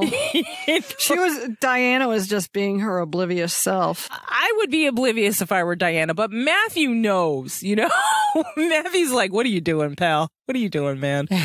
All right. So historians will never know if a text will provide answers. If it doesn't, though, we'll still have better questions as a result. And then Matthew says, point taken, as I can't get in to see the emperor or his library without you, you won't leave Prague without the book. There's nothing for it. We'll both go to the palace. And then Gallowglass says, you've been hoisted by your own petard, Uncle. He was happy. When compared to our visit to Richmond, the trip up the street to see the emperor seemed almost like popping next door to borrow a cup of sugar from a neighbor, though it required more formal costume. The papal ambassador's mistress was much my size. So I'm thinking that's Teresa, she had brought some stuff with her. Teresa and the other one? Carolina. So yes. She had brought some clothes with them to fit on her? I would think so. Yeah. Or they were asked to obtain some court clothes for her, and that's what they did. They got them from the papal ambassador's mistress. Right. There we go. Diana's trying to clarify how they're going to present themselves. So she goes, we're going as the de Clermonts, not Royden. And then Matthew's like, no, we are Matthew and Diana Royden. We're just traveling with the de Clermont family servants. And then she's like, okay, that should confuse everybody. And Matthew's like, exactly. Confuse exactly no one. Yeah. Right. Had we been going as ordinary citizens, we would have climbed the New Palace steps, which clung to the ramparts and provided a safe way for pedestrians. Instead, we wended our way up Sporringasa on horseback, as befitted a representative of the Queen of England. So I'm thinking her little foray into the past and going all these places, you're lucky you hooked up with Matthew, man, because... She got the deluxe tour. I know. I mean, it's all luxury here. So eventually the palace guard admitted him through the west gate into an enclosed courtyard here. And they're walking through and they run into Thaddeus Hayek. Is that how you pronounce that? And Master Strata. Uh-huh. So Hayek is... An astronomer, I think. Yeah. And Strata is... Well, I know Strata is... He's the librarian. Oh, right. I'm sorry. And historian. His sister, Rudolph, is his sister's baby daddy, from what I can tell, right? Yes. Right. Yeah. Okay. So Strata wants to know if she was truly a witch. If so, my sister, Katharina, would love to meet her. She's with child and the pregnancy troubles her. Surely, Thaddeus, the royal physician, is better suited to see. So Thaddeus is the physician, I guess? I don't know. I kind of got lost in this. I thought Thaddeus Hayek was also known as an astronomer, but he could be both. Yeah, okay. Surely Thaddeus, the royal physician, is better suited to seeing after the birth of the emperor's child, Matthew said. Or have matters with your sister changed? Strata is like defending his sister. The emperor still treasures my sister. For that reason alone, her whim should be indulged. Okay, because, you know. Right. Even though he's not hitting that, he's still paying the tab. Yeah, yeah. He hit it once. That's all that counts. That's all, yeah, exactly. Lottery and pregnancy. It only takes one time. Oh, that's funny. Okay. So, and here's the answer to the question. We're all right. oh, okay. Thaddeus Hayek was a Czech naturalist, personal physician of Rudolf II, and an astronomer in the Kingdom of Bohemia. Ta-da. Renaissance man. we all remembered one part of it. Right. Okay, so have you seen Joris? He's been talking about nothing but you but your altarpiece since His Majesty opened it today. Asked, changing the subject. Not yet, no. Is the Emperor in? And yes, he's looking at the new painting by Master Spranger. It's very large and detailed. Another picture of Venus, Strata said with a sniff. And then he says, "This Venus rather looks like your sister, sir." Oh, this gets even better. She had 6 kids with Rudolph, Katerina, and her brother is Ottavio Strata. Matthew wanted to know if the Emperor was in. He said, yes, he was looking at a new painting by Master Spranger. It's very large and detailed. And another... Spranger paints dirty pictures, yes. By the way. This Venus rather looks like your sister, sir, Hayek smiled. And then here we go. Estas Mataus Horich, said a nasal voice from the far end of the room. Everyone turned and swept into deep bows. I curtsied automatically. It was going to be a challenge to follow this conversation. I had expected Rudolph to speak Latin, not German. let alone bad German. Yeah. Und sie das Buch en die Hexe gebracht, ich verstehe. Und die Norwegische Wolf. So that translates to the Norwegian wolf. So are we referring to Galaglass here? Is he the Norwegian wolf? Well, it sounds, yeah, because isn't he an oof? Yeah, because he's not a berserker. He's an Oofendorf or whatever. But he does. But Matthew does study Norwegian wolves in the present day, or in the 80s, in the present anyways. day. But I think that is a reference to Galaglass. Yeah. Galaglass was a wolf person rather than a bear person, which gets kind of confusing considering they liken him to a bear. Right. But he's not a berserker. But he's not a berserker. I don't know.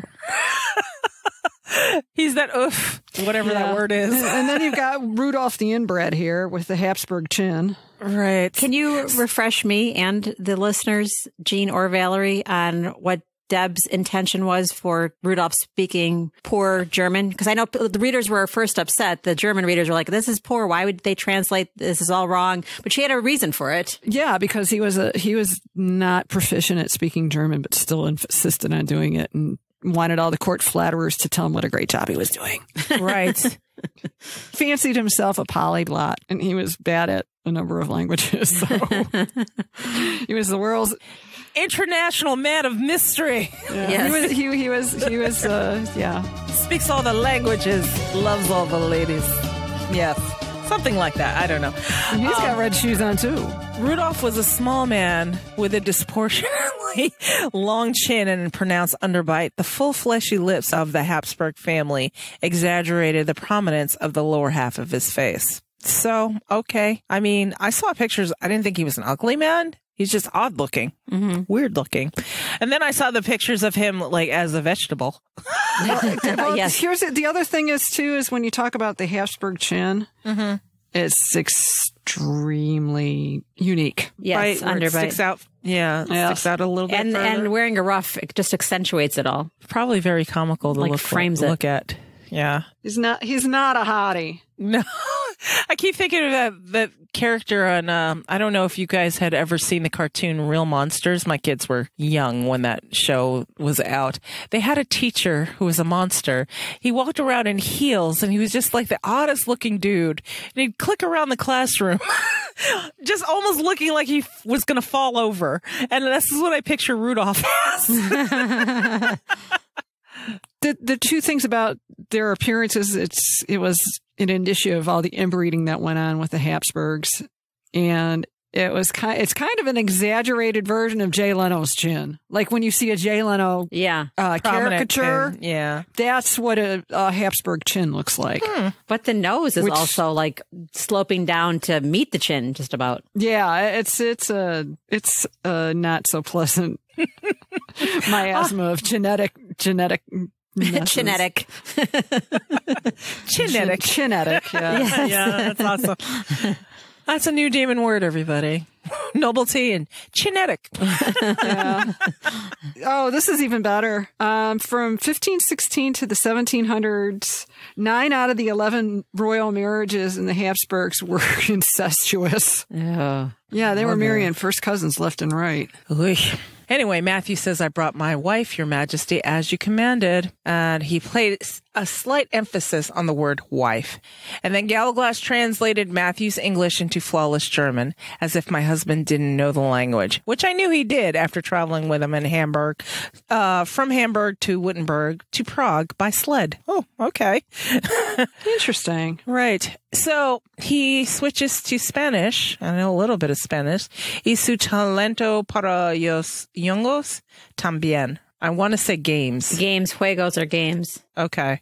It's like, are you good at games too? Right. And your talent for the games as well. I want to say. That's right? Yeah. Okay.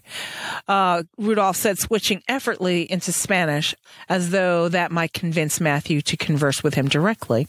He studied me slowly, lingering over the curves of my body, a thoroughness that made me long for a shower. Ew. Yeah. Creeper. Es una lástima que su caso en absoluto, pero aún más lamentable que ella está casada con usted. Okay, so lástima is a shame, right? Yep. Que lástima. Que lástima. Que lástima que su And lamentable is sad. sad. So it's regrettable that he winds up with someone like you. Oh, I think he's thinking that vampires can't Do it.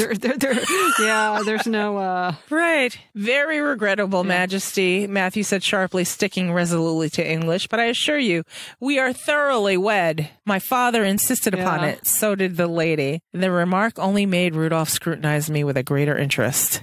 And then Gallaglass took mercy on me and thumped the book on the table. Das Buch. And that got their attention. Strada unwrapped it while Hayek and Rudolph speculated on just how wonderful this new addition to the Imperial Library might prove to be. He's all excited. And then he looks at it. He's like, what joke is this? Why are you giving me back my own fucking book, dude? What the fuck? yeah. You know, Matthew's like, oh, you recognize it. Oh, I'm not surprised because, you know, took the other book and then you replaced it with this book. So what's up?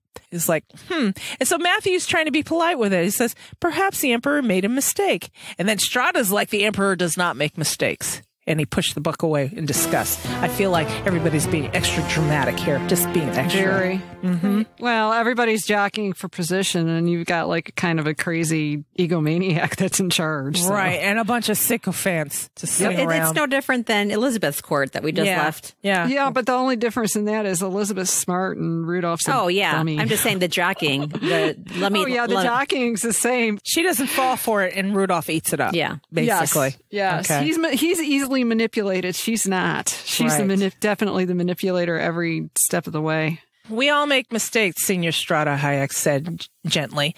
I'm sure, though, that there's been some other explanation as to why this book has been returned to the Emperor. Perhaps Dr. D uncovered its secrets. And then Strata's like, it's nothing but childish pictures. Basically, they want to know why this picture book found its way into Dr. D's baggage. Did you hope he was able to understand what you could not? Matthew's kind of poking him. Yeah. And perhaps you borrowed Dee's book, Senior Strata, the one with alchemical pictures from Roger Bacon's library, and hope that it would help you decipher this one. That's a far more pleasant prospect than imagining that you would have tricked poor Dr. D out of his treasure. Of course, His Majesty could not have known of such evil business.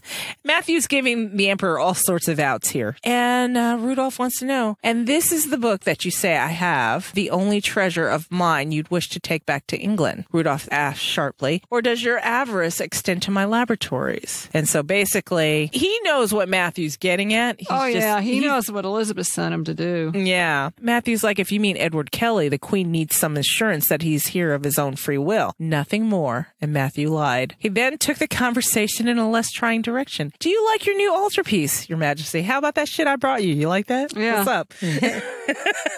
And Matthew had provided the Emperor with just enough room to regroup and save face. The Bosch is exceptional. My uncle will be most aggrieved to learn that I have acquired it. Rudolph looked around. Alas, this room is not suitable for its display. I want to show it to the Spanish ambassador, but here you cannot get far enough away from the painting to view it properly. It is a work that you must come upon slowly, allowing the details to emerge naturally. Come, see where I have put it. He enjoys art. You can tell he's one that really appreciates art and how you should view it. Mm-hmm. They go into this, the way she describes it, it looks like a hoarder's paradise. Everything is under stuff. It sounds like the storage unit. Yes. So this must be Rudolph's famed curiosity cabinet, his room of wonders and marvels. Matthew's like, Your Majesty needs more space or fewer specimens. Basically saying, this shit's fucking janky. Everything's scrapped in here. He comes back. He says, I will always find a place for new treasures. And then the Emperor's gaze settled upon me once more. And I was kind of creeped out at this. I was like, oh, God, what a gross dude. So right away, we're getting the idea that this guy is kind of gross and creepy and no one you want to be around. So the sight in the corner of the room brought me up short. Matthew's altarpiece sat upon a long table covered with thick green felt. The Emperor is right. You couldn't fully appreciate the colors when you stood close to the work. And then here he comes. It is beautiful, Donna Diana. Rudolph took advantage of my surprise to grasp my hand. Ew. I'll stop right here. Just gross. Notice how you perceive the changes in each step. Only vulgar objects can be seen at once, for they have no mysteries to reveal. And then Strata looked at me with open animosity. And do you figure this is because of his sister? I think it's because he's worried that Diana's going to like dispossess his sister. Yeah. I mean, she's got the baby. She don't have to worry about that. Maybe he'll pay his child support. You know, she's fine. Whatever. Okay. So Hayek, Strata looked at me with open animosity. Hayek looked at me with pity. Matthew was not looking at me at all, but he was staring at the Emperor. Speaking of which, Majesty, might I see Dee's book? Matthew's expression was guileless, and no one in the room was fooled for an instant. The wolf was on the prowl. And then Rudolph's like, who knows where it is? Senior Strata must be neglecting his duties if such a precious manuscript cannot be found when the Emperor requires it. Rudolph says Octavio is very busy at present with matters of importance. Rudolph glared at Matthew. And I do not trust Dr. D. Your queen should be aware of his false promises. But then Matthew comes back. But you trust Kelly. Perhaps he knows its whereabouts. At this, the Emperor looked distinctly uneasy. I do not want Edward disturbed. He's at a very delicate stage in the alchemical work. And then he goes on to say Prague has many charms, and Diana has been commissioned to purchase some alchemical glassware for the Countess of Pembroke. We will occupy ourselves with that task until Sir Edward is able to receive visitors. Perhaps Senior Strata will be able to find your missing book by then. Rudolph is wanting to know, this Countess of Pembroke, is she the sister of the Queen's hero, Sir Philip Sidney? Matthew opened his mouth to answer, and Rudolph stopped him with a raised hand. It is Donna Diana's business. We will let her answer. And then she says, yes, Your Majesty. I responded in Spanish. My pronunciation was atrocious. I hope that would diminish his interest. And then Rudolph's like, charming. And then she's like, oh, shit, damn. Very well, then. Donna Diana will visit my workshops. I enjoy fulfilling a lady's wishes. I know, gross, right? It was not clear which lady he meant. As for Kelly in the book, we shall see. We shall see. Rudolph turned back to the triptych. I will see, be silent, and hear. Isn't that the proverb, he said? And that's it. That ends this chapter. What did you guys think here towards the end? Oh, he's just gross. Yeah. Yeah.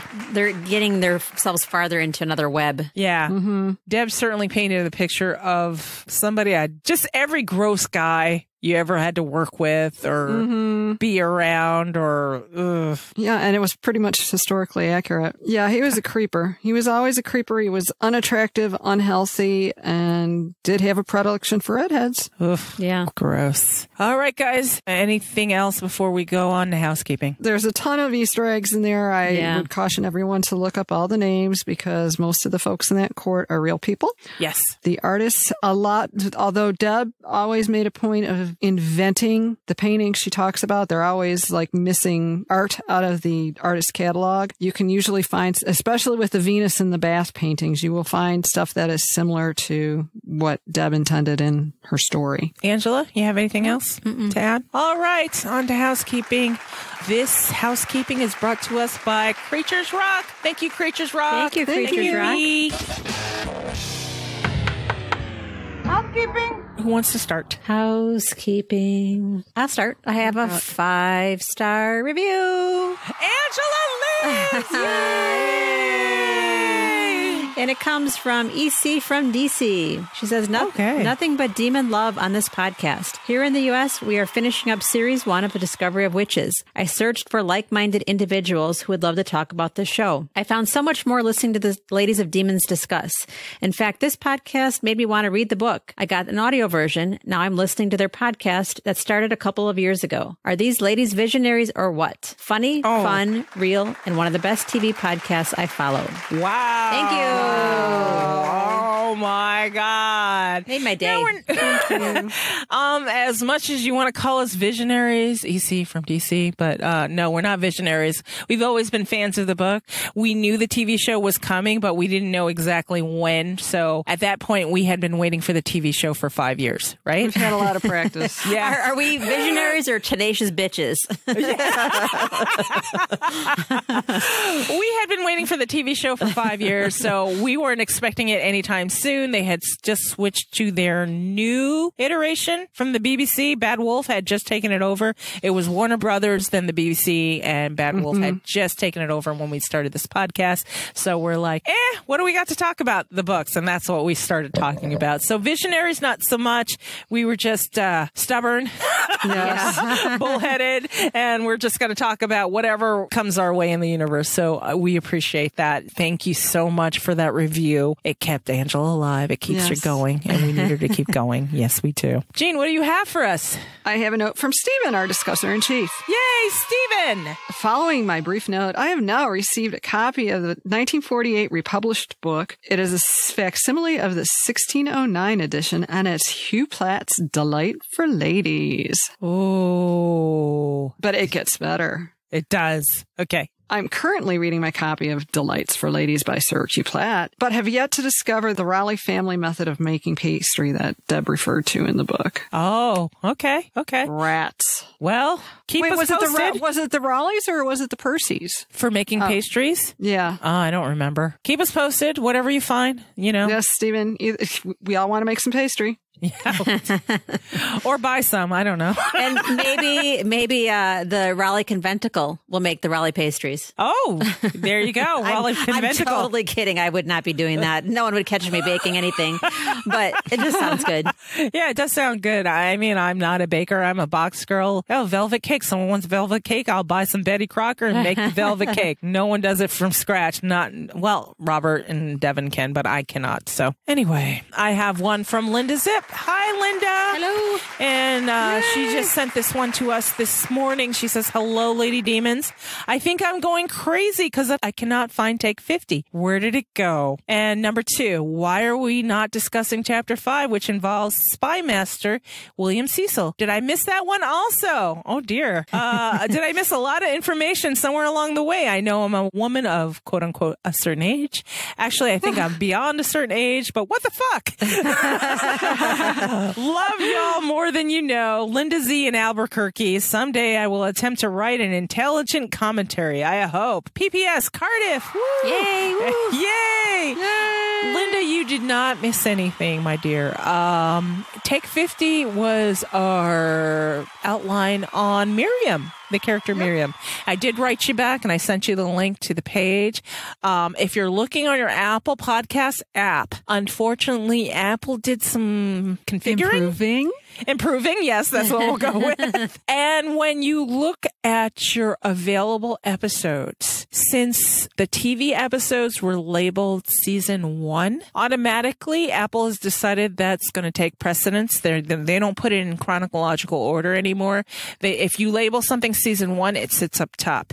So what you need to do is scroll beyond season 1 on your available episodes and look down on the bottom, and then you'll see an unknown season because the rest of our episodes are not labeled under a season. If They're timeless. If you look under there, you'll be able to scroll down and find all of our episodes there. So hopefully that answers that question.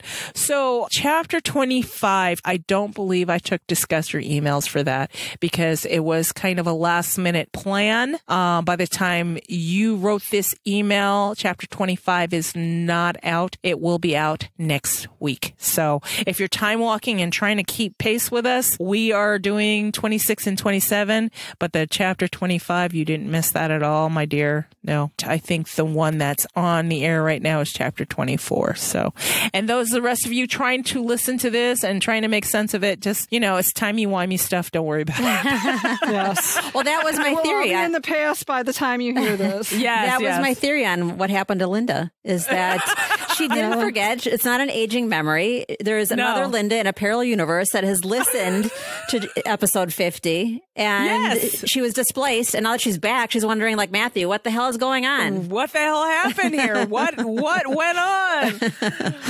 Love you, Linda, and we'll see you and that gorgeous hair of yours in Cardiff. We're big fans of compartments. I'm surprised that our iTunes catalog isn't compartmentalized, not into seasons, but into boxes. Boxes, yes. Yes. Nope. Anything that's not season 1 is been all shoved in one box. So it's going to be a grab bag when you look at all episodes. It is. I mean, other than season 1, it really is in chronological order. And you can expect on the 10s, there's going to be the character studies. Yep. Every 10. Starting from take 20, because take 10 last year, or take 10 when we started was the alchemy one. Yeah. Mm-hmm. And then take 20 was Philippe. Take 30 was Gallowglass. Take 40 was the sidekicks, and we got into all sorts of sidekicks. And take 50 was Miriam. And we already determined on the after show, take 60 is going to be Baldwin. And Valerie picked it. And I picked it. I'm not going to let you forget that.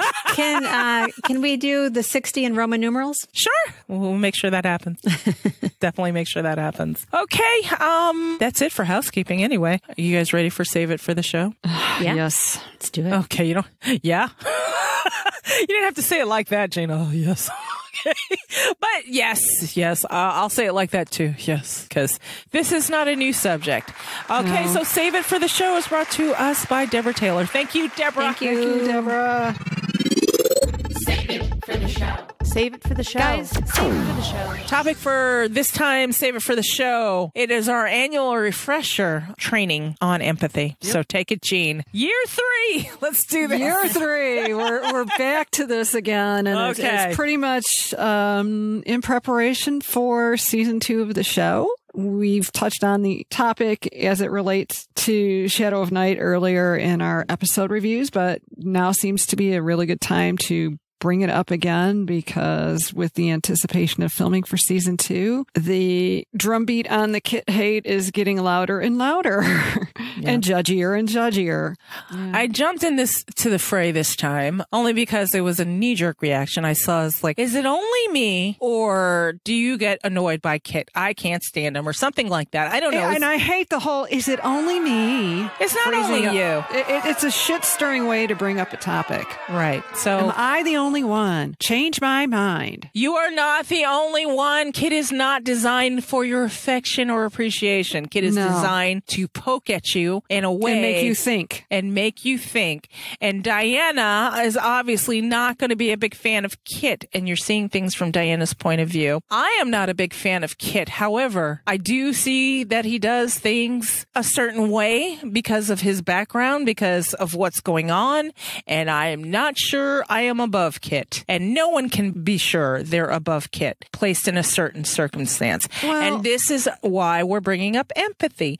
Empathy is not sympathy. Empathy is putting yourself in that person's shoes and that set of circumstances. And it's not just picking and choosing the set of circumstances and just certain portions. I hate to say certain portions of the shoes, but you step into their shoes. You don't get to stand near their shoes. Mm-hmm. Yes. And the problem being with Kit is that everybody just wants to see him as a snarky, put together, ungracious jackass. And he is. He acts like it. He definitely does act like it. And he does. Yeah. But I mean, this is what you've got. You've got the child of a tradesman. His father was a cobbler, I believe. Mm-hmm. So he wasn't noble born. He doesn't come from money. He happened to be extremely talented. He's a closeted gay man in a country where it is a death penalty. To say the least. It's kind of a death penalty thing. Yeah. Up until the early 60s, and I mean 1960s. He's hopelessly in love with a straight man who is frickin' oblivious, more or less, but still goes out and parties with him with the whores. Which here's the thing, Matthew. Oh, I wouldn't call him oblivious. I would call him. I call him oblivious because it's like he doesn't want to deal with it. It's like he's whatever. Willfully oblivious. How's that? He's willfully oblivious.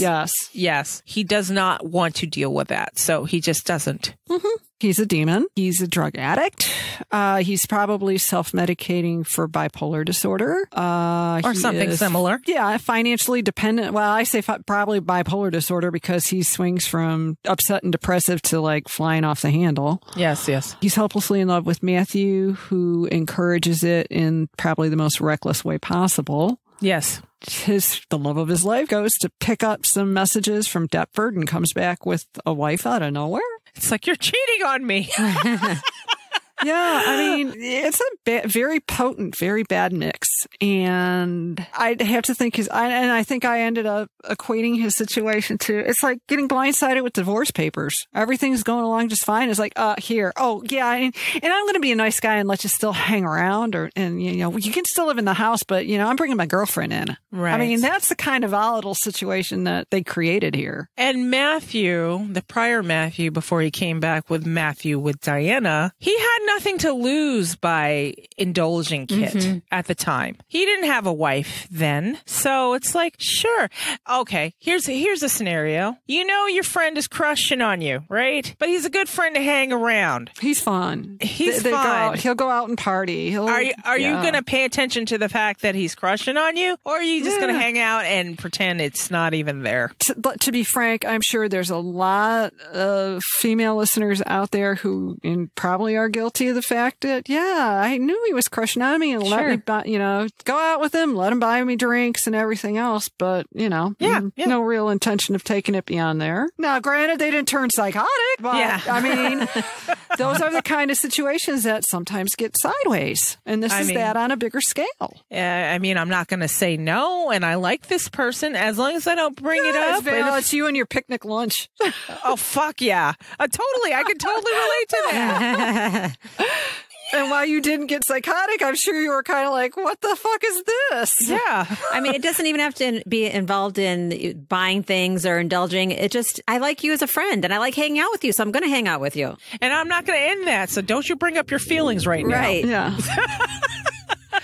Right. I like how things are. I like how we hang out. Don't bring up your feelings and we'll still get to hang out. Kit is kind of like the other side of the coin from Gallowglass. Yeah. And here's the thing. And Kit, as long as he gets to hang out with his love, that's all he's going to hope for. It's a good understanding between two people. You bring Diana in the mix, all of that is threatened. Matthew supports him financially, feeds him. Pays his tailor bills. Yeah, pays his tailor bills, his rent, I'm sure, occasionally. His wine bill. Yeah. I mean, and add to that, it's not so much different. Okay, Kit loves Matthew romantically, but look at when you used to hang out with your best girlfriends and you used to run and go out to bars or do whatever you did. And then all of a sudden they find a boyfriend. You're like, what? You're leaving me? It's not anything. It's not anything romantic. You don't love that person romantically, but what? You're getting rid of me? No. They're adding a friend in a different way, but you're not. Your little, immature little brain can't wrap your the idea. Yeah. So honestly, the idea that so many people are like, well, I would never act like him. I guarantee at some point in time in your life in a similar situation, you probably did. We all did. We all did. We all did. Mm-hmm. No one out there it. is perfect. And the people that get, okay, I hate saying this, but I'm looking at you people that get upset. The people that get the most upset are the ones that recognize themselves the most. Yeah. Usually, and you don't realize it, Sarah Bishop. Yeah. I am not so sure if I had a Louisa whispering in my ear and the love of my life, his object of affection was right in my face and I'm high on opiates and I just need to get rid of this person. And I have convinced myself that once this person is gone, my life will go back to normal. Yeah. I'm not convinced. I'm so far removed from that. Yeah. Lizard brain again. Yeah, Lizard brain. And Matthew's own sister of someone of status is endorsing my behavior. Yeah. So it's okay, right? It's cool. We talk ourselves into all kinds of stuff, guys. So stupid stuff. Stupid shit. Reckless stuff. And harmful stuff. Hopefully you have a group of people around you that can pull you back, talk you down from the tree, do something so you don't wind up A, in jail, B, killing somebody, C, hurting yourself. I mean, how often do you read, and I mean, I actually went through this, a separation or a divorce where the spouse comes back and kills everybody? Mm-hmm. Yep. Because they did not have somebody who could pull them back from the ledge. We had an attorney that it happened with, like right after the divorce was final, went over for the first visitation of the baby, claimed his ex-wife attacked him, although he shot her 8 times and 4 of them were in the back. So, you know, this is a guy that outweighed her by 100 pounds. Oy. So, yeah.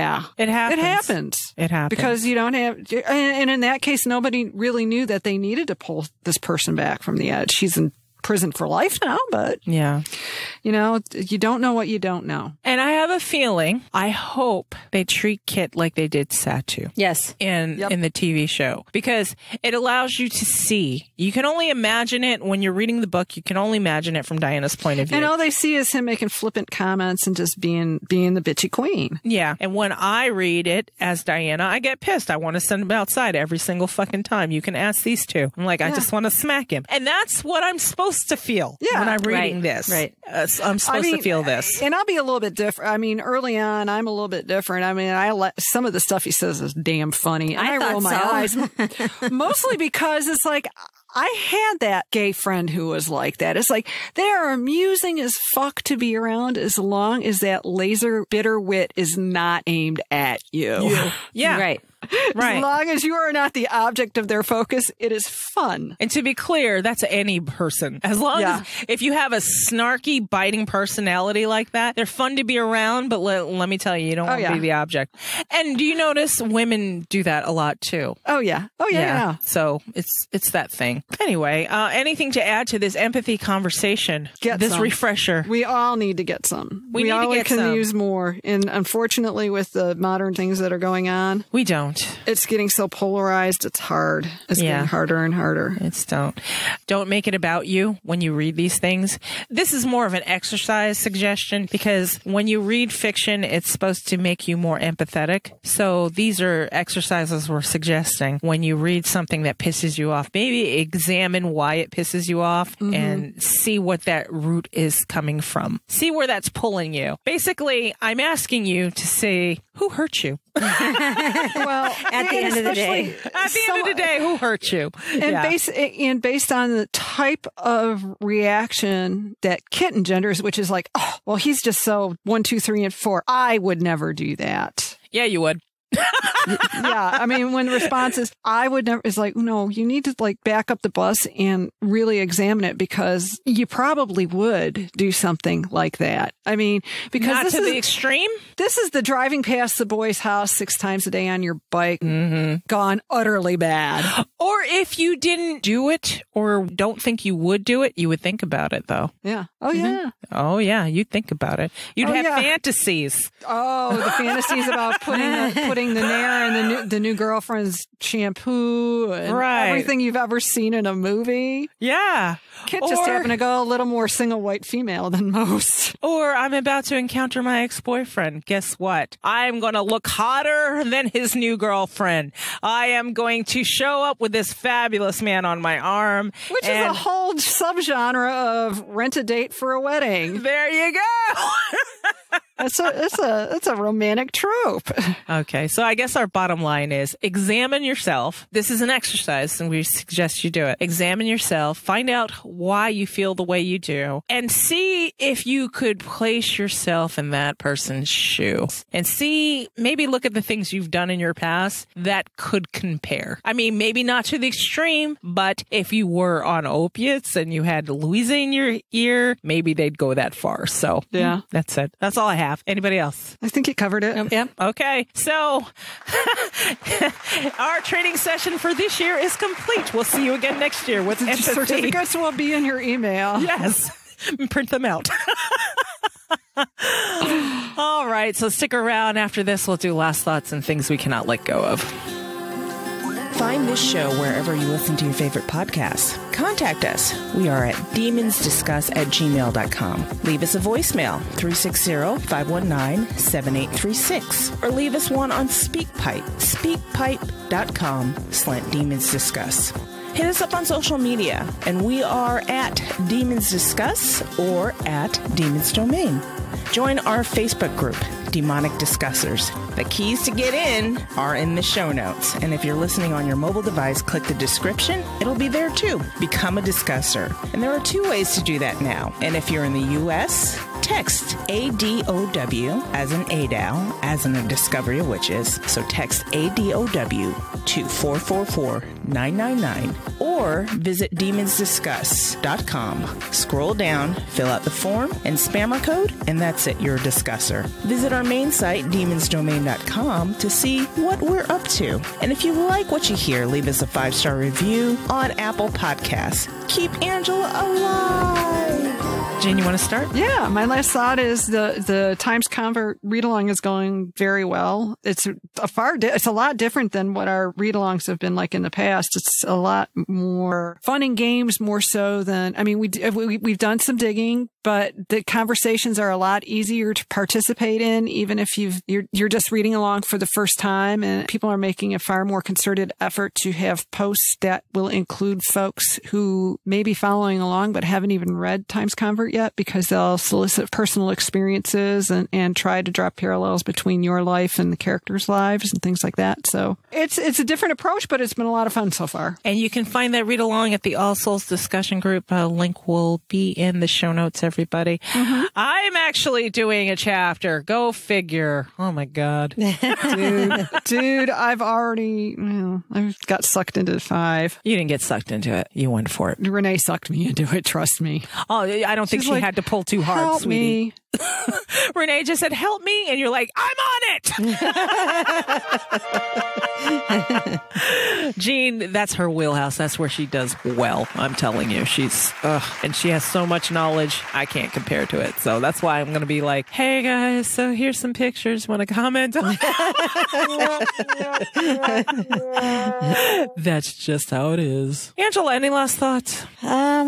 Finale for A Discovery of Witches TV show on AMC and BBC a Sunday. And I was just thinking, because this last episode was so good, episode 7, and we talked about that scene. I just listened to our episode on it, so that's why it's fresh in my memory also. How was it? It was good. It was good.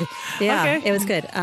But we were talking about Sarah and how she felt betrayed by Rebecca not telling her. And then it made me think of our other favorite Ginger, Baldwin. And he's the flip side of feeling betrayed and not having Philippe tell him or leave the Brotherhood to him. I just thought it was interesting. Yeah. Our two gingers with the sense And of he still betrayal. hasn't gotten opportunity for any kind of resolution with it either. No, and I would hope someday we'd see something of the sort. Yeah. Maybe he will finally get the chance to see Philippe's ghost. Yeah. Just because this view opened our eyes to Sarah and what she was going through, and you had mentioned, Val, that we didn't get to see it in the books because it was Diana's point of view. So we didn't see her crying behind the scenes. We didn't see her feeling betrayed. So I hope not necessarily in the TV show, but in some other way we get to see Baldwin's side of it. Yeah, that would be good. One thing good about the TV show is they really took care in explaining some of the characters we do not get a full understanding of. Like Agatha. I didn't have a full understanding of this woman. And I see her in the TV show and, I love her. I love her. Yes. I think she's fantastic. Baldwin. I mean, I always knew this because I had Jean and Angela whispering in my ear,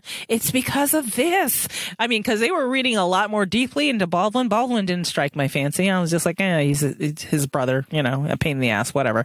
But they opened my eyes and said, but there's this and then there's this, and he's pretty much the same as his father. And you have to kind of look at that and say, I wonder what Baldwin's deal is. So that'll be cool. I think so.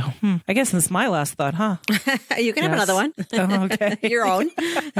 My own. Okay. So here's my last thought. Purple Notebook, guys. I am going to put the link to the survey in the show notes because I want a wider participation. I want to see what you guys think is in Deb's Purple Notebook. That's going to widen up the pool a little bit, but, yeah, it'd be interesting. I'd like to see the guesses. So far, we've gotten a lot of Philippe, some Miriam, Gallaglass, a lot of, with the disclaimer, I hope. Gallaglass, I hope, but I don't think it's Gallaglass. Gallaglass is teal. Yeah. And Gallaglass has a notebook. He has a notebook, but I'm sure a lot of the people that participated didn't know that. I don't know. We'll see. My guess was Baldwin, but you said, Jean, that it's probably not Baldwin, right? Yeah, I think I only said that because when Deb was writing it, she was writing a lot of Baldwin stuff, and I got all excited, and she said, slowly roll, it's not his book. Right. So it's like, okay. And All Souls Con, if there's any tickets left, 15 or so. 15 or so, at the time of this recording. So this recording is not going to be out for a little bit. If there's a disclaimer early in the episode saying, hey, I was just kidding, there's really no tickets, then ignore this part. But All Souls Con, if you are interested in going, it's in Cardiff, Wales this year. If you want to have a little vacation, if you live outside of the UK, inside of the UK, it's in your backyard. Even though some of you say it's a little far, come on, you can make the trip, guys. Seriously. All of UK is not that big, but it's easy for me to say because I'm in the US, which is huge compared to the UK. So anyway, that's that. allsoulscon.org/tickets. If you do get tickets and you are going to stay overnight, get your lodging ASAP as well, because that's going fast. That's quickly. Yes. Even look at Airbnbs. If you've never done that before, consider it. So far, so good. I mean, I've heard good things. I've never stayed at one. Have either of you? I did in Napa. You did in Napa, and that was a good experience. Yeah, it was very good. Good. It's very good. Jean, you? No. I've got a friend who's done it a lot, and she's done it a lot in Europe. She's the one who convinced me that it's like, God, maybe we should try this, because she always manages to find these places that are like stunning. Right. So, yeah. My first foray with the Airbnb will be with you two. So we'll see how that makes goes. Two of us. We'll report back and tell you how it was. If we ever go back to New Orleans together, we're going to do an Airbnb, and we're going to look for the one that specifically said, I don't even know if that was an Airbnb, but remember there was an apartment for sale and it said haunted. Oh yeah, we went to haunted the condominium. Yes, the condominium. I've got the picture somewhere of the sign, and it actually has its own. They actually have permanent little add-on signs that you would, maybe you would have the realtor's name that you clip on the bottom, and it was actually one for haunted. Yeah, only in New Orleans they have that. So that's the one we're going to search out. And audience, Angela attracts them like honey and bees. I'm telling you. So we will have to report back if that ever happens. And it could happen in Cardiff too. You don't know. I know. It might not be in our Airbnb, but I'm sure walking around we might encounter some things. I don't know. They might have taken this development because it looked relatively new and put it on an old graveyard or something. You don't know. Yep. It's not necessarily the structure; it's the land beneath. Oh God, maybe I we jinxed won't even us. talk to you. Oh, and I am going back to that haunted hotel. I people. cannot wait. That's awesome. Oh, the one in Denver. Yes. Yes. Yes. You'll have to express that in our after show. Tell us what that was all about. I think you already told us in the last after show. Yeah, but if we were talking about it at the last after show. Right. And if you guys are interested in the after show, remember patreon.com/demonsdiscuss. $2 is all you need to listen to the after show. $2 a month. That's cheap, dude. Try it. If not, you can always undo it. You don't have to follow us that whole time, but try it out. I'm sure you'll like it. So that's it. I think we're going to say goodbye now. Bye, everybody. Bye, everyone. Mwah. That was a demon kiss from Jean. That was awesome. We'll talk to you in a fortnight. Bye.